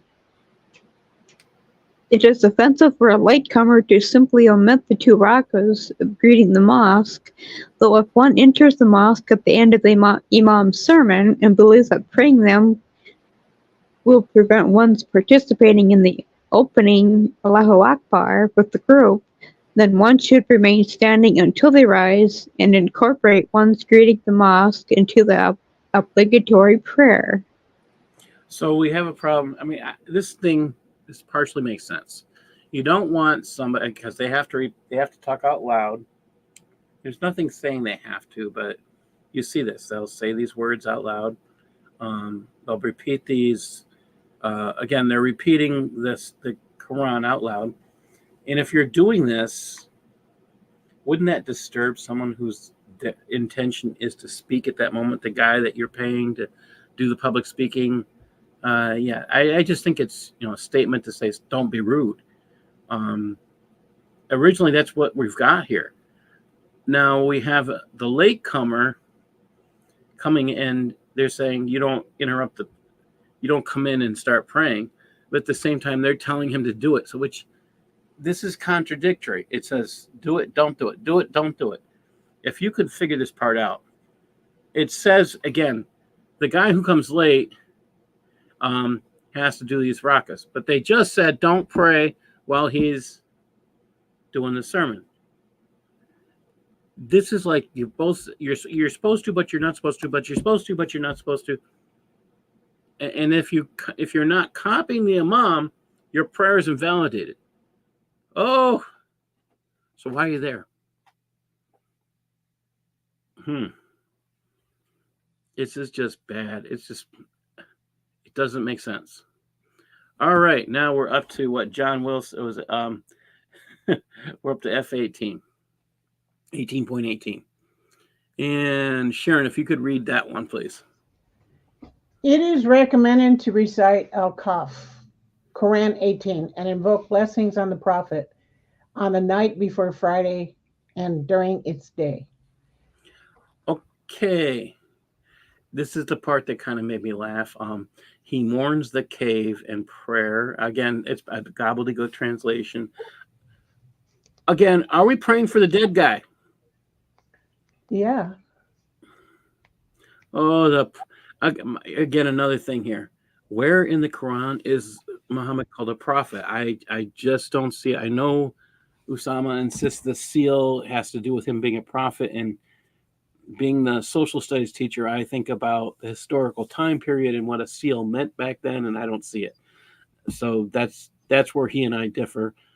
But I just don't see any place in the Quran that Muhammad is called a prophet. And why would you pray for a dead guy? Invoke blessings on a dead guy. I don't get that. I mean, does anybody else get it? No. But are you talking about this? I'm sorry, I finally got back online. But just rejoining, obviously. Well, are you talking? It says you have to invoke blessings on the prophet. Oh yeah, that makes dude. He is their intercessor. He is basically their god. They worship him. Yeah. Okay, I mean they have blasphemy laws. Again, if you insult him, blasphemy is for a deity. You blaspheme against a deity. But I came in. You were mentioning something about the seal. You talking about Muhammad's seal of the prophethood? That he's the seal of the prophet. He's got a hairy mole. He's got a hairy mole. Seriously, they say that's the seal of the prophet.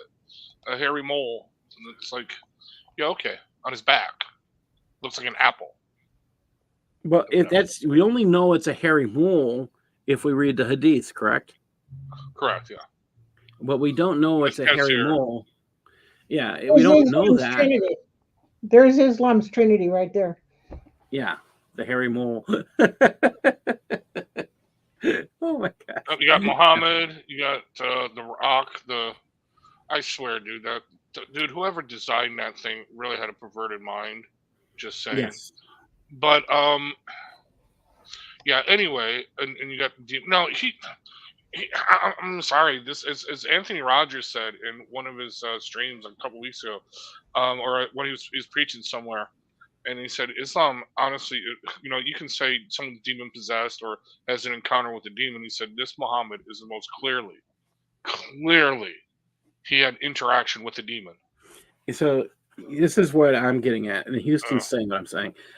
A seal during this time period, the word seal actually meant an approval, and they actually have a passage in the beginning of the Quran. I think it was in Surah 2 or one of the first surahs, where they're talking about the job of a messenger versus the job of a prophet. The prophet comes along, he gives a prophecy. The messenger comes along and says, yeah, that's a good prophecy. That's what the messenger is supposed to do. Yes, it's real. And they give the approval. They authenticate, which is what Houston's saying here. So throughout the Quran, the only 4 times that he's mentioned, and it's not his real name, by the way. Muhammad is not his real name. It's his title. It just means praised one. All right. And it says that, and he's just there to authenticate stuff. Okay, as a messenger, that's what he's supposed to do. It doesn't any place say he's a prophet. I mean, if the hairy mole is a seal, that's God's stamp of, their God's stamp of approval on Muhammad is a hairy mole. Well, it kind of makes you wonder what what Muhammad's God is, if that's what they're considering a stamp of approval. Uh, Kind of gross if you ask me. But again, they are praying for a dead dude. Uh, I think we need to be asking this question. And as I went over this, I'm like, maybe we should be asking Muslims, do you invoke blessings on the Prophet? Just ask them that. And then ask them if it's normal to pray for dead people in Islam. And listen to their responses. Are you allowed to pray for dead people? Really, the answer is no. So let's understand this. The only reason you would, you don't pray for your God, right? Because God's supposed to be able to bless you. Why would you pray for a dead person? Why would you pray for your God? Wait a minute. Here's the other part. If the guy is dead, you don't pray for him. Let's say he's alive. Okay, so you say Prophet Muhammad's alive. Are you now calling him Allah's partner? Oh. Are you committing an act of shirk by praying for him because you're now saying he's alive? I mean, these are questions we need to ask. This is that critical thinking component. Really, you could just read over this and be done with it quickly. But if you don't ask these questions, you don't ask the things that make you go, what's going on here? Andrew Martin, I think one of the best books I've actually read on Muhammad is The World's Most Notorious Prophet. And I recommend that book. So I agree with you, Andrew. You'll see that having been mentioned. He says he agrees with Red that Mo was probably demon possessed. I am not disagreeing. There are things you don't have most people don't run outside when it rains naked. And that's one of the things Muhammad does. And I think all these naked statements might be about him because he's the one running outside naked. and all the interactions, it's a painful interaction. It's a scary interaction. It is. He wants to commit suicide after these interactions. Yes. When people encountered the angel of the Lord, the pre-incarnate Jesus Christ, okay, all right. No, there was trembling. They bowed down, but there's always a message of peace. No, do not be afraid. Okay. And they, afterwards, here's the thing: after being in the presence of God, after seeing the face of God, Moses, what happens? His face becomes bright. Yeah, it becomes radiant. Transfiguration. Yeah. Yeah. And I love that. I love the 70 elders. The 70 elders are walking up with them. Yes, we're going to go see this God. And you hear God speaking from the thick black smoke and the terrible voice. They're like, no, Moses, you go on. We'll stay down here. That part I get and I don't get. I mean, this God got you out of slavery for hundreds of years. And he did that for you. And you lived through it. You could have been killed. And this God opens the sea and you walk on dry land. And you still don't want to get as personal as you can. I mean, I'll never get that part. Thick black smoke in the terrible voice he spoke from the mountain. Okay? Yeah. I'm not going to deny it. Doesn't sound scary. I'm not going to deny that.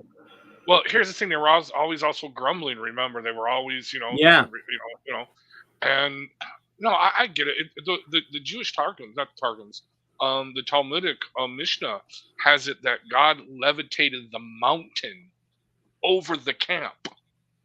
Okay, I mean, no, lifted up the mountain and levitated over the camp. Okay, and there was always a threat that he could just take that mountain and just smash it on them, on their heads. Okay, that is that is their portrayal of it, and that is a scary, terrible thing. And they still rebelled, and they sacrificed to the golden calf and forced Aaron to strap on their swords and go through the camp backwards and forwards.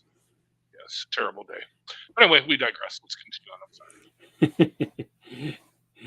Oh my gosh. Yeah, I'm trying to stick in here. We're almost done. F18.19. Red, you want to read the last one? Sure. Okay, which one am I going to the left or to the F right? to the left. To the left. Okay.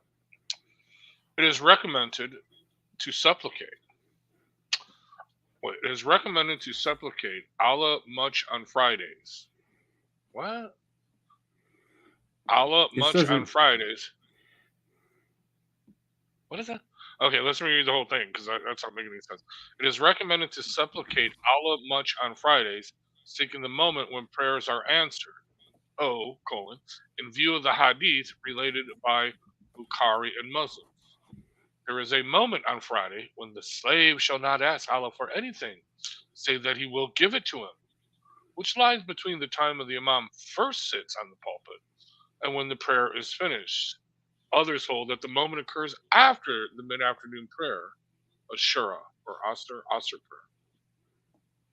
What? So supplicate means to ask for humbly or earnestly, as by praying, or to make a humble So that's just request. probably a typo. It is recommended to supplicate to Allah, or yeah, probably. No, actually, this is where we get Supplicate into it. Allah much on Fridays.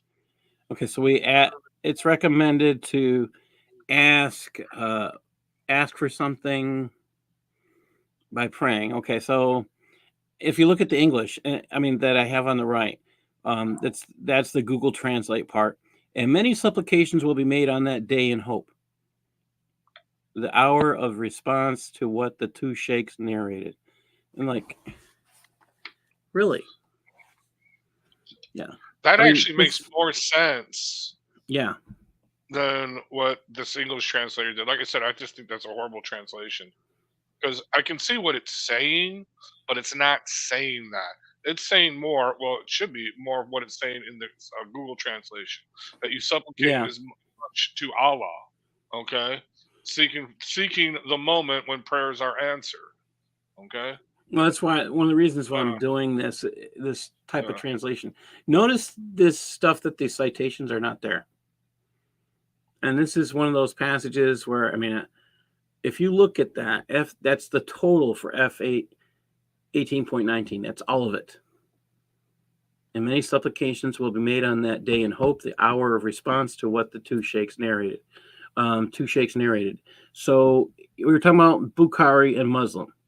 Okay, always something, again, all this stuff in this parentheses from where it says prayer answered, this is all added. So they add stuff. Who do we know for sure they're talking about Bukhari and Muslim? The person who's telling us in the translation believes he's right. I mean, this is another problem where Islam is not always specific and this guy's trying to compensate for Islam not either knowing or not specifying. He's trying to make up for Islam's shortcomings. Yeah, I've gone through this, and it's just, we've asked some really good questions here. I mean, why do we pray for a dead guy? Why would Muhammad ask for prayers? Again, there's nothing telling us that Muhammad wanted you to pray for him after he's dead. There's nothing in the Quran. There's nothing in the Hadith that say, pray for the dead dude, Muhammad. There's nothing in the Sirahs that say, pray for the dead, the prophet when he's dead. I mean, yes, the stuff on the left, Nicodemus, it's a good question. And this is Na'um. I have it here. And where did I put it? And I have it right next to me. And I've moved it. And I will just pull it up and do that. All right, just a second, and I will show you the translation. And let me just stop sharing for a second, and I'll pull it up. And let's get the right piece here. Here we go. And it's the joy of having too many screens open. Here we go. Reliance of the Traveler. I just pull this up to the beginning. And I'll pull it over. And we'll go back. Red, I'm going to mention a name today. And you may say, don't look into this guy's name because you may have already done it. There was a few things that happened this weekend. I have enough time to talk about, but Okay. Yeah. All right, let me get this shared. Present, share screen. Here we go. All right. So Reliance of the Traveler. Here's the inside sheet. Edited and translated by Nuhamim Keller. All right. And this is actually called this is the Classical Manual of Islamic Sacred Law. It's referred to as Umdah al-Salik. All right. So this is, I mean, you look at the age, we're talking about 1368. All right. And this is supposed to be what they all pretty much, the majority of them agree on. Yeah. So it's pretty much all four Sunni schools agree on most of this. They will tell you the exceptions to the rule in here. And this is the Sunni schools. Yeah. Why are we talking about the Sunni law versus the Shia law? Because there's far more Sunnis than there are Shias. And that's the reason. Here's the other thing. Most Sunnis agree with almost all things in Shia. I mean, most Sunnis and Shias agree on Sharia. And I'd say 90% of it, if not 95, is a smidgen of difference. That's it. It's very, very little. It's minimal. This is why the Iranians can fund Sunni terrorism. It's why the Sunnis can fund Shia terrorism. And I mean, this is where they really come together. And I'm going through this again slowly because I think we need to ask these important questions. Again, I am tired of going through the F section. I can't wait to be done with it. It feels like we've been dragging our feet for a long time. How much longer the F do we got? We have, I think, the end of next week. I'm hoping. Next week or the week after, we will finish. There's only a few pieces. These are specialized prayers. This was the last we're talking about Jummah prayers. And I'm going to try and rush us through. I don't want to spend a lot of time on these next few sections. We have the two Eids we're going to be talking about. And I think there's two other ones. And if I do cut and not cover everything, it's for my purpose of I am tired. Forgive me, I am tired of covering prayer topic. Again, I'm trying to do this and be methodical about it. Overly complicated to pray to your God. Yes. I mean, it's almost like, why bother? And to me, it says, why commit? It's easier than praying to go commit an act of jihad. Oh. I mean, if your God's willing to invalidate your prayers if you make a mistake, if you fart, I mean, if you do any of these things, and it explained, I mean, I suddenly understand why we have imams like this guy in Texas who really know nothing about the Quran and pretend he does, but he doesn't have to know it. All he has to know is Sharia. My question is, has anybody asked him what he knows about Sharia? If he doesn't know Sharia, he can't be the imam. Because that's the only requirement. He has to know Sharia. He only has to know the first surah. That would explain his... I mean, he doesn't have to know what it means in English. He has to know how to say it. You'll meet people who call themselves... The guy that we met in Ohio, who has no clue about anything Arabic. But he claims to have knowledge. And he won't read the translation. Believe me, things that just go, whoa, what's going on here? But as Usama tells me, that's exactly what you run into all the time. Like, they don't know because they're told not to read it if it's not in Arabic. Right. What it boils down to is the complete control and fear mongering that Islam is all about. Yes. It's just every aspect of every living being. Just Houston, why? I'm going to pick on something Houston said because this is where reading this and going through it slowly and methodically leaves me with the impression again that some Shariah, I think there was like etch-a-sketch type thing going on here. We'll write this and then we'll make an adjustment in the hadith. That's how my thoughts are going. I could be wrong. I'm kind of there. I'm closer to what you're saying. And I think it's easier, actually. I think it's much easier for them to agree on things. It's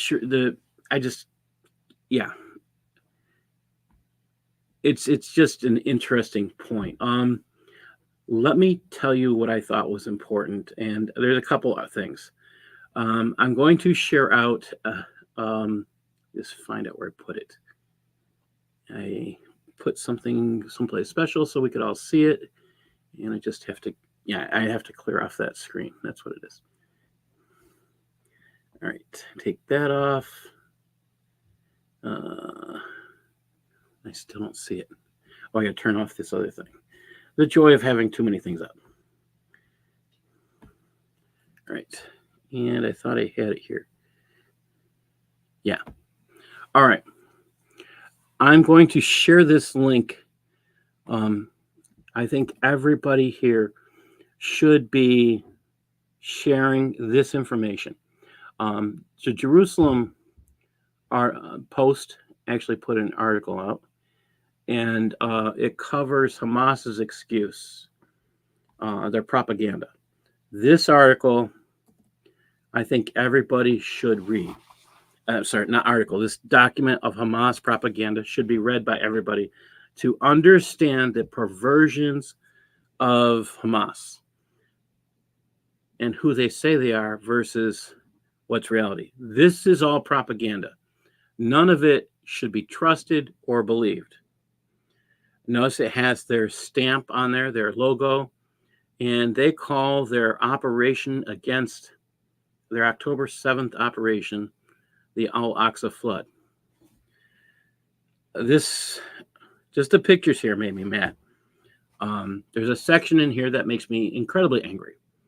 I'm telling everybody, I said at the beginning of the show, you want to come listen to Usama and myself and Christy Johnson Saturday night at 10 o'clock. We're going to talk about this particular piece of crap by Hamas. Our narrative, Operation Al-Aqsa Flood. I'm telling everybody, come spend some time with us for the beginning of the show. We are going to cover this. We could probably do a great show, cover the entire thing, but we're talking about the fine points. Go through this. It's time again. 10 o'clock Eastern time. You can find it on my channel or on Usama's channel. Okay. Come and catch us because this is today. You say it's no. I'm talking Saturday night. Okay, I'm sorry. Okay, it's a late night thing. You can watch it the next day, but I'm telling you, you want to listen to this. I was giving Darcy and Sharon a clue as to what we're covering, and this will. I gave them before the show started. I was playing a little bit of it, and it's just mind-numbing. They have this divided into 5 sections. Why did they do what they did? The operation, the events of the operation. By the way, they say they didn't do anything to women, children, and the elderly. You can guess our response to that. Okay. Jerusalem Post wrote a nice response. Yeah. Why did they do it? Well, yeah, it says right here. Well, this war's been going on for 105 years. Really? They're saying that they've been occupied for 105 years. Yeah. Yeah. And who had? I mean, Usama covers this better than most. Wait, so they must be going back to like 19. Yeah, you'd have to go back to 1915 when the British took it over from the Ottomans. 1917, 1918, somewhere's in there they're Yeah, coming back to. yeah. And I'm like, yeah, we have a problem here.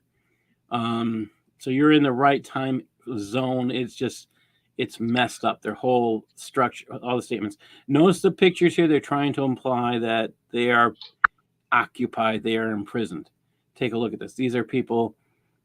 I mean, start thinking about this. These pictures made me upset, and you're gonna the one that really makes me angry is at the end. Now, again, they're claiming they only attacked military targets.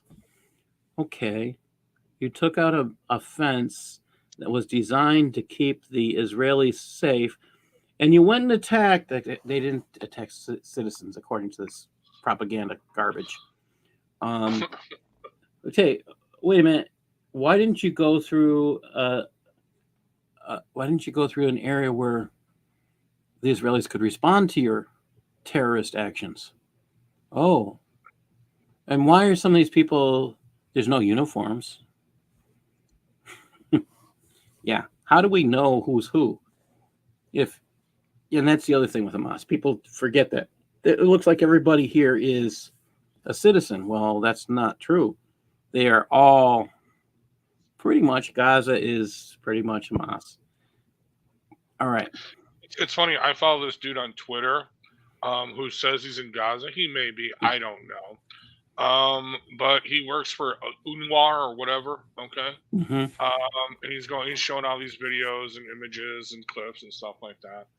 And then he's showing all this stuff. He's like, my house that I just built. I'm like, well, how do you build a house in a prison, first of all? And he's showing this other dude, this is a farmer in Gaza. He just completed his house. It's a huge mansion. In other words, this is one of Hamas's people, okay? And it's, Yes. It's not a farmhouse. It's an actual castle, and it's like on beachfront resort property, okay? Oh, really? So, I mean, it sounds like a prison, right?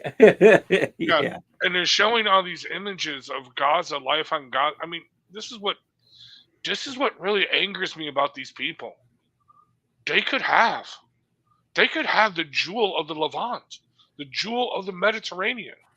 Yeah. I mean, it's they could been have there. Israel left a beautiful piece for them when they took their occupation out of Gaza.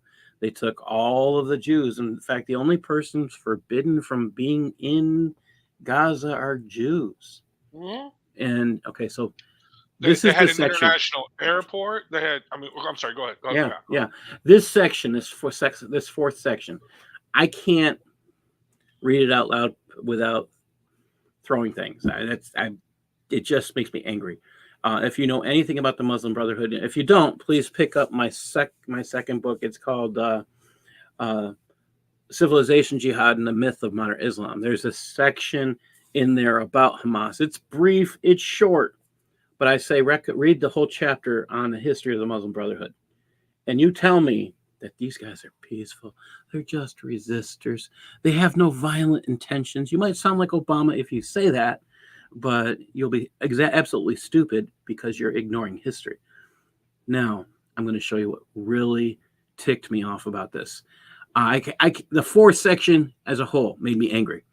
All right. Fifth section, when you read 4 and you see it's how stupid it is, 5, they don't want to return the hostages. They just want people. This makes me angry. This is their back cover.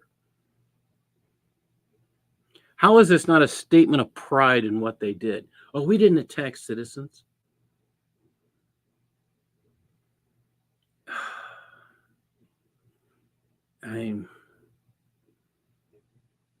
Well, no, that's their excuse, okay? Because conscription is mandatory. Everybody serves in the Israeli army. If you're 18, you got to do a year. Okay. Yeah. So they were off duty. It's like National Guard duty. Okay, you do 2 weeks out of the month, or no, 2 days, 1 weekend out of the month, and 2 weeks out of the year, kind of deal. Okay. Yeah. All right. So because these kids, these college age students, were at this music festival. Okay. They weren't serving in the military at that time, but because they were actually still active duty, okay, therefore that makes them legitimate targets. Um, no, it's not, because they weren't in uniform and they weren't acting in a military capacity. And there was no war. There was actually a ceasefire between Hamas and Israel. And the at this place time. that they attacked, the two places that really did destruction, those are places where people were more pacifists. They really didn't No, have that's any like weapons. they were the hippie dippies. Yes. That's another thing. I've been listening to like interviews of actually Israeli IDF fighters. Because there's a couple of these podcasts that were going on when I was on my motorcycle trip to Florida. That's what I was listening to, because that's what kept coming up. But these guys are talking like, no, you guys think that Israel's a big gun culture. It's not especially not in that area. In that area, they think the military is going to protect them, and they're hippies. They like to live their happy, peaceful lives. They're actually the ones that go into Gaza and take people out of Gaza for medical support and treatment. And they did this to them. Yeah. And yeah, I mean, these people just really, I mean, like I said, dude, third war against Carthage, treat it like Carthage. Boom. That's it. You're done. No more. No.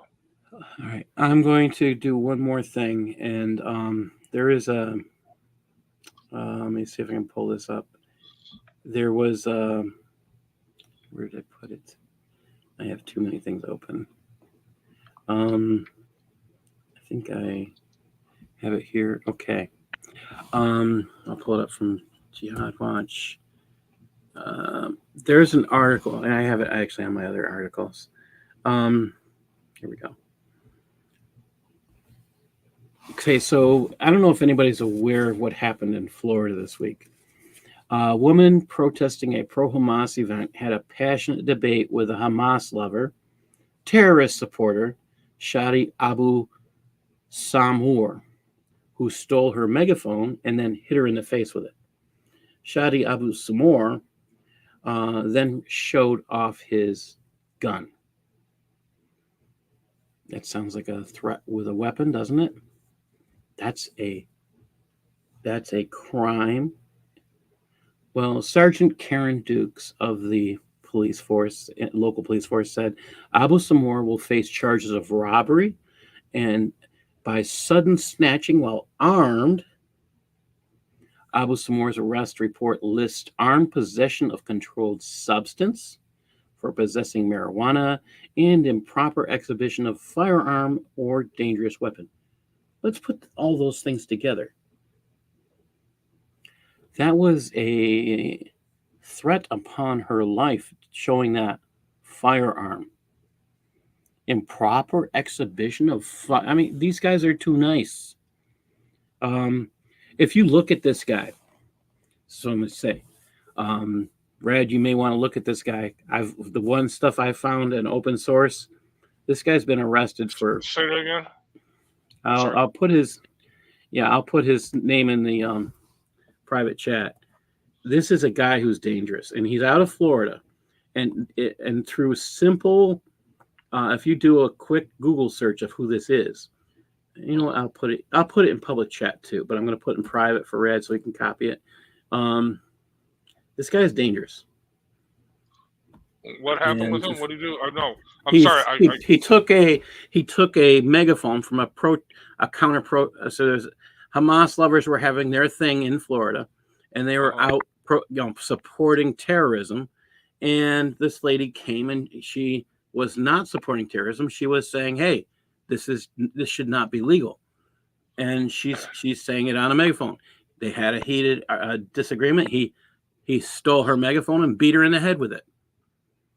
Oh, well, what city and town in Florida was this? Because Florida, although it's mostly red, there are still some lefty areas. If this was because Florida has laws against this, this person can go to prison for a long time. Depending. I'll put the link in everybody's so everybody can see the link too. So I'll put that in. And let me pull it up.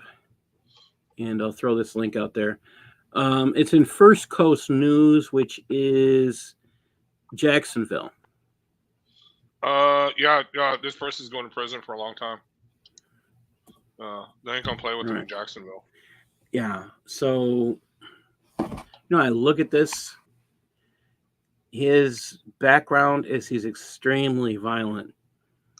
And Yeah, they're not going to tolerate this in Jacksonville. I guarantee you.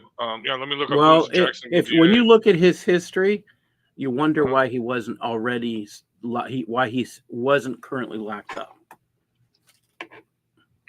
That's my thoughts from reading what I can see with open source. I don't have beyond that. I just don't have those access to those tools. But from what I can see with open source, this guy should not be on the streets. I think the Jacksonville Sheriff's Office should hear from many people around the world that want to defend the people who actually are intelligent, like the young lady who was out saying what she should say. I'm just concerned. Hold on. This See, guy is Jackson. 30 years old, and he's just, yeah. And I look at this. You can find his prison records are available to anybody who wants to look, because when you type in his name, you find too much information. And that tells you this man has been in trouble more than once. Be careful. No, I'm not getting an access denied. Did anybody? Okay, maybe the link is not fully going in. Let me check. Let me see if I can put it into a shortener. Oh I'm getting no, this Jacksonville district attorney, no. Well, she was elected saying she was going to reform the office, but I'm just doing some now. People are walking out of jail. A man accused of arson and murder walked out of the Jacksonville jail for the first time in 3 years. The new state's attorney, Melissa Nelson, had fired the man's old prosecutor, and now her office admitted the case against him is weak. A woman who had shot her husband as he beat her would say it was Nelson who brought her justice. The old state's attorney had said that he acted in anger, but Nelson disagreed. She dropped all charges. That's why this is a lefty DA. Yeah. Yeah, so this is a total lefty DA. I thought Jacksonville was Republican, but it's not. Yeah, they're screwed. He ain't gonna get no time. What happened? Where's Paul? Can you guys hear me? His connection acted up. Okay. Twitter or something. Yeah, hold on. Let me see. I bet she's a Democrat because it doesn't say. She needs to be removed. Did Paul freeze again? Looks that way.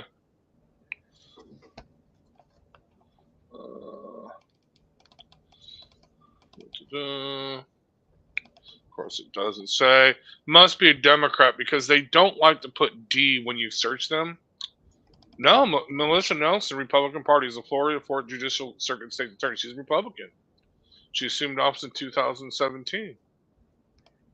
Huh. There's some bad Republicans out there too. I mean, look at the one in Kerry Lake is taken to court. You know, this is true. Yeah, yeah. Huh. All right. I'm going to have to look into her. This is interesting. Because I thought Jacksonville was Matt Gates' district, but I could be wrong. I mean, I used to be a fan of Matt Gates, but not so much anymore. But, yeah, I'll have to look into that. So I was trying to find a place to shorten, and I think I opened up something, and yeah. Well, welcome back to your show, Paul. Oh, the joy of,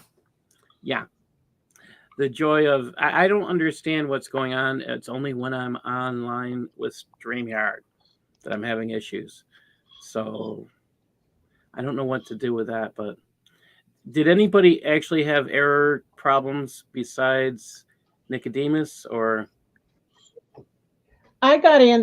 The problem that I had was I have an ad blocker, so maybe the guy's got an ad blocker on. Oh, okay. And he's got to disable it if he wants to see that website. I went out and closed. Red, can you put it in a shortener? Okay, because I was trying to find a URL shortener. I got to it. Hold on. Let me get it. Hold on. Okay. I think people should call or write a note or something. I don't think this person is a. I mean, you look at this person's violent history, and he's on the streets. There is no excuse for him being on the streets. They'll call him Is he in That's how it check? mentally is. disabled. I'm Also, sorry. they'll call him mentally disabled when they want to preserve his dignity. No, he was able to. If a person's a danger to themselves and others, there is a forensic place for him. And Yeah. I know we have a forensic place for this in this state, and it's local for me to. I mean, you know, and it's like a jail that has the barbed wire around it. You can't leave without permission, and the guards Wait, are they state have that in prison New guards. York? Oh They have that yes. in New York? Oh yeah. I'm shocked at And that. Really? oh, it's been here. There's a reason why they called places funny farms, because they actually were farms and they actually were very therapeutic. They actually, people who were mentally ill would work on a farm and take care of things, and it actually would help them get better. So they might have called them funny farms, but they were actually good for the people. They were self-supportive, and now we just But pay wait, they tax have. money. Wait, I'm sorry. No, I'm shocked. New York has involuntary commitment Oh yeah, because that's unheard of. No, that's. I mean, no. no. Illinois, we don't have It's that. called forensic. Um, It's we call it really? forensic. Yeah, yeah. And Oh, most states have what they call um, forensic measures like that. Yes, wow. Because I know it's how I it's know it's the wording. they're trying to reinstitute it in like these really lefty far gone cities like Portland, Seattle, San Francisco, San Diego, Oh well, yeah. They've let everybody Oakland. out. Yeah, Yeah, and they're like, no, we can't do that. Like, no, you actually can, and you actually should, because these people need mental health. They need help.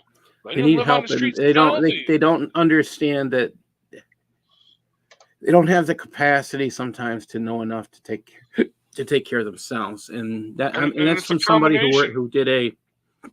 Oh, go ahead. It's a number of things. It's not something simple. Yeah, it's a Let me give you combination one of more mental story. health and drug Yeah, abuse. Yeah, go ahead. yeah. Well, there's other things. There's another story Yeah. here I think that should be mentioned. Um, let's see. There's a couple of them here. ABC7 said there's a rise in Islamophobia across the United States. The challenge now is how Muslim Americans can work with the FBI to stop it. They said they want the FBI to be partners with the Islamic Networks Group, ING, in South Bay. Oh, where are we talking about? Is this Cali? South Bay, California? San Why is Francisco it area? why is it never mentioned about their phobia about against Christians and Jews? I mean, it's Yes. never mentioned. Yeah. To me, it's And the frustrating. anti-Semitism that's embedded with just doing their praying.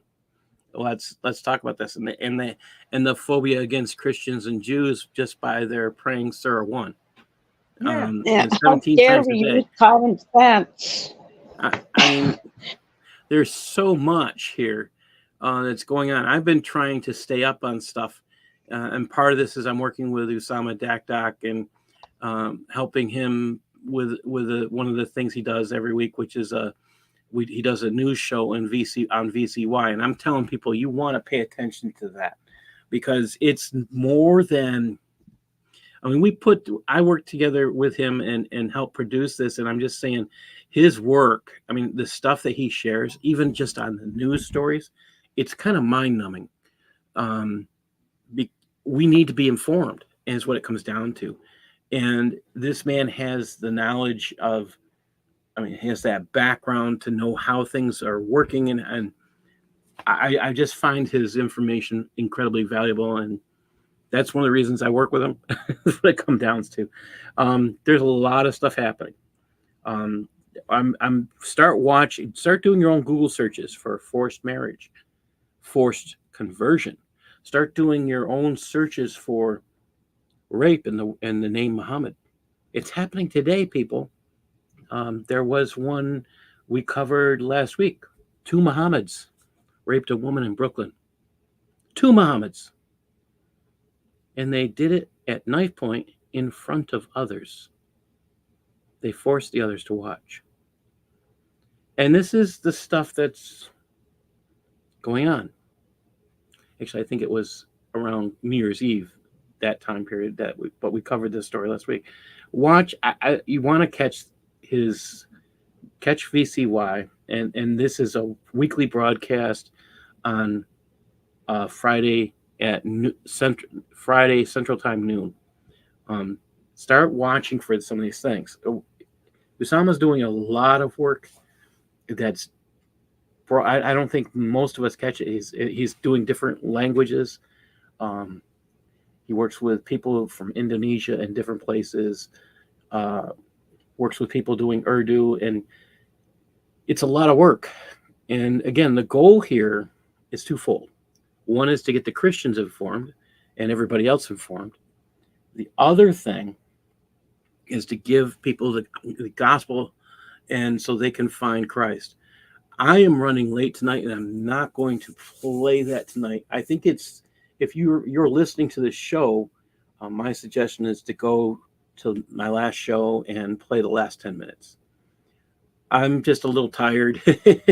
When you go 2 hours, it's a long time when you're doing this kind of broadcast, and especially when you're fighting with StreamYard. But this last time, it wasn't StreamYard. It was my network, and I've got to figure out why that's happening, because it shouldn't be happening. Thank you, Paul. Everybody, I want to say thank you. It's been great to have you here. Sharon, anybody last words? Sharon, you're first. Yeah. Just thank you, Paul. I think I've said enough while the video was running. Okay. Yep. Darcy? No, just thanks. Great show as always. Keep up the good work. And keep praying. Keep praying. That's all we can do. Yeah. I'll ask for your prayers, for everybody's prayers, to keep me on task doing this research. I mean, it's not easy work, because, to be honest, sometimes it's tiresome. But I've got a new thing I'm going to be sharing with you in the near future. That I think some people will be amused with it in the long run. We'll see how things go. Red, any last words? Just, always choose the cow. And let's go, Brandon, and get on the Trump train and Mega 2024. All right. But I do want to answer. Yeah, I do want to. It's just the cow, just not the second, sir. John Wilson, if you want Usama to come to your church, all you have to do is go to thestraightway.org. You can write Usama a note, have your pastor write him a note, whatever, and you can communicate through thestraightway.org, and you can get a hold of him. It's Usama at thestraightway.org, and you communicate with him, and he will show up. He'll make an arrangement. He doesn't charge a fee. The goal here, as he points out over and over again, the scriptures say, "My people are destroyed for lack of knowledge." We can't allow that anymore. I got into doing apologetics because I realized how much we don't know, but I didn't connect it to that verse. And when I started learning more about the concepts of heresy and cults, and that's nothing compared to what I've been learning about Islam and even this section I'm doing on Shariah. It's so mind numbing. And as Dr. Kufar's phobia said, when you read some of this stuff, you feel like you're losing brain cells, but at the same time, there's a shock value to it. If you don't know this stuff, you could be in danger. What do I mean by that? Will you know enough to protect your own children if you don't pay attention to some of these things? And the answer, sadly, is no. So pay attention, dig deep, do your own research. Don't trust the stuff I tell you. Go check it out. Find out if what I'm saying is true. And if I'm not telling you what's true, tell me. You think I'm wrong? Please provide the proof. Prove it to me. I'm willing to talk with anybody who sees something more. Take your time. Find the truth. God bless everybody. Stand tall and fight on for Christ. Read my God bless you, private everybody. chat before you leave. Oh, okay. Goodbye. Yes. Okay. Oh, and I do want to say that it's important what Sharon did say, Sharon here. I think everybody needs to understand. And that was during Christmas 2023. Oh my God. Sharon, actually, I'm going to need that. I'm going to use that article too. I'll be using that this week. Thank you very much. I didn't see that one.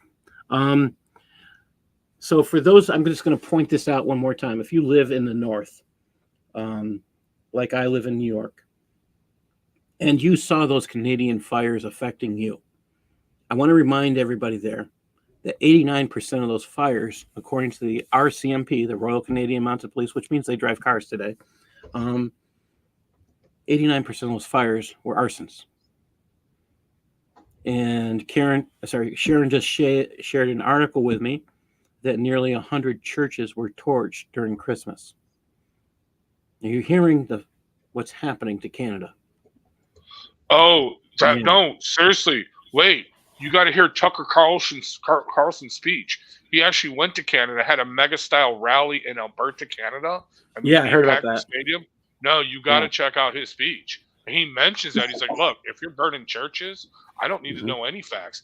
I just need to know you're burning churches, and you're on the wrong side of this thing. And evidently, I didn't know that they were actually burning churches, but they are burning churches, right? I'm going to check out this article. You know what I mean? But evidently they are. So I'm going to put that article out for everybody. I think this also should be shared. This is by Raymond Ibrahim. I know Raymond Ibrahim. He's somebody that I trust explicitly. I mean, do they know his work is outstanding. I recommend this article by Raymond Ibrahim, who wrote this. It says, according to mainstream media, all of which are left of left. This is the biggest problem we have. All of Canadian media, with the exception of the Rebel.News, which is cannot be paid for. Yeah. This is all paid for by the Canadian government. Who does that sound like? We have a group that does TV and does radio. It's paid for by the U.S. government. And Justin Trudeau actually brags, says, "Of course they will print what we tell them to print because we pay them to do that." Yes. Oh. All right. God bless everybody. I'm gonna say good night, and everybody go enjoy a great night. Thank you.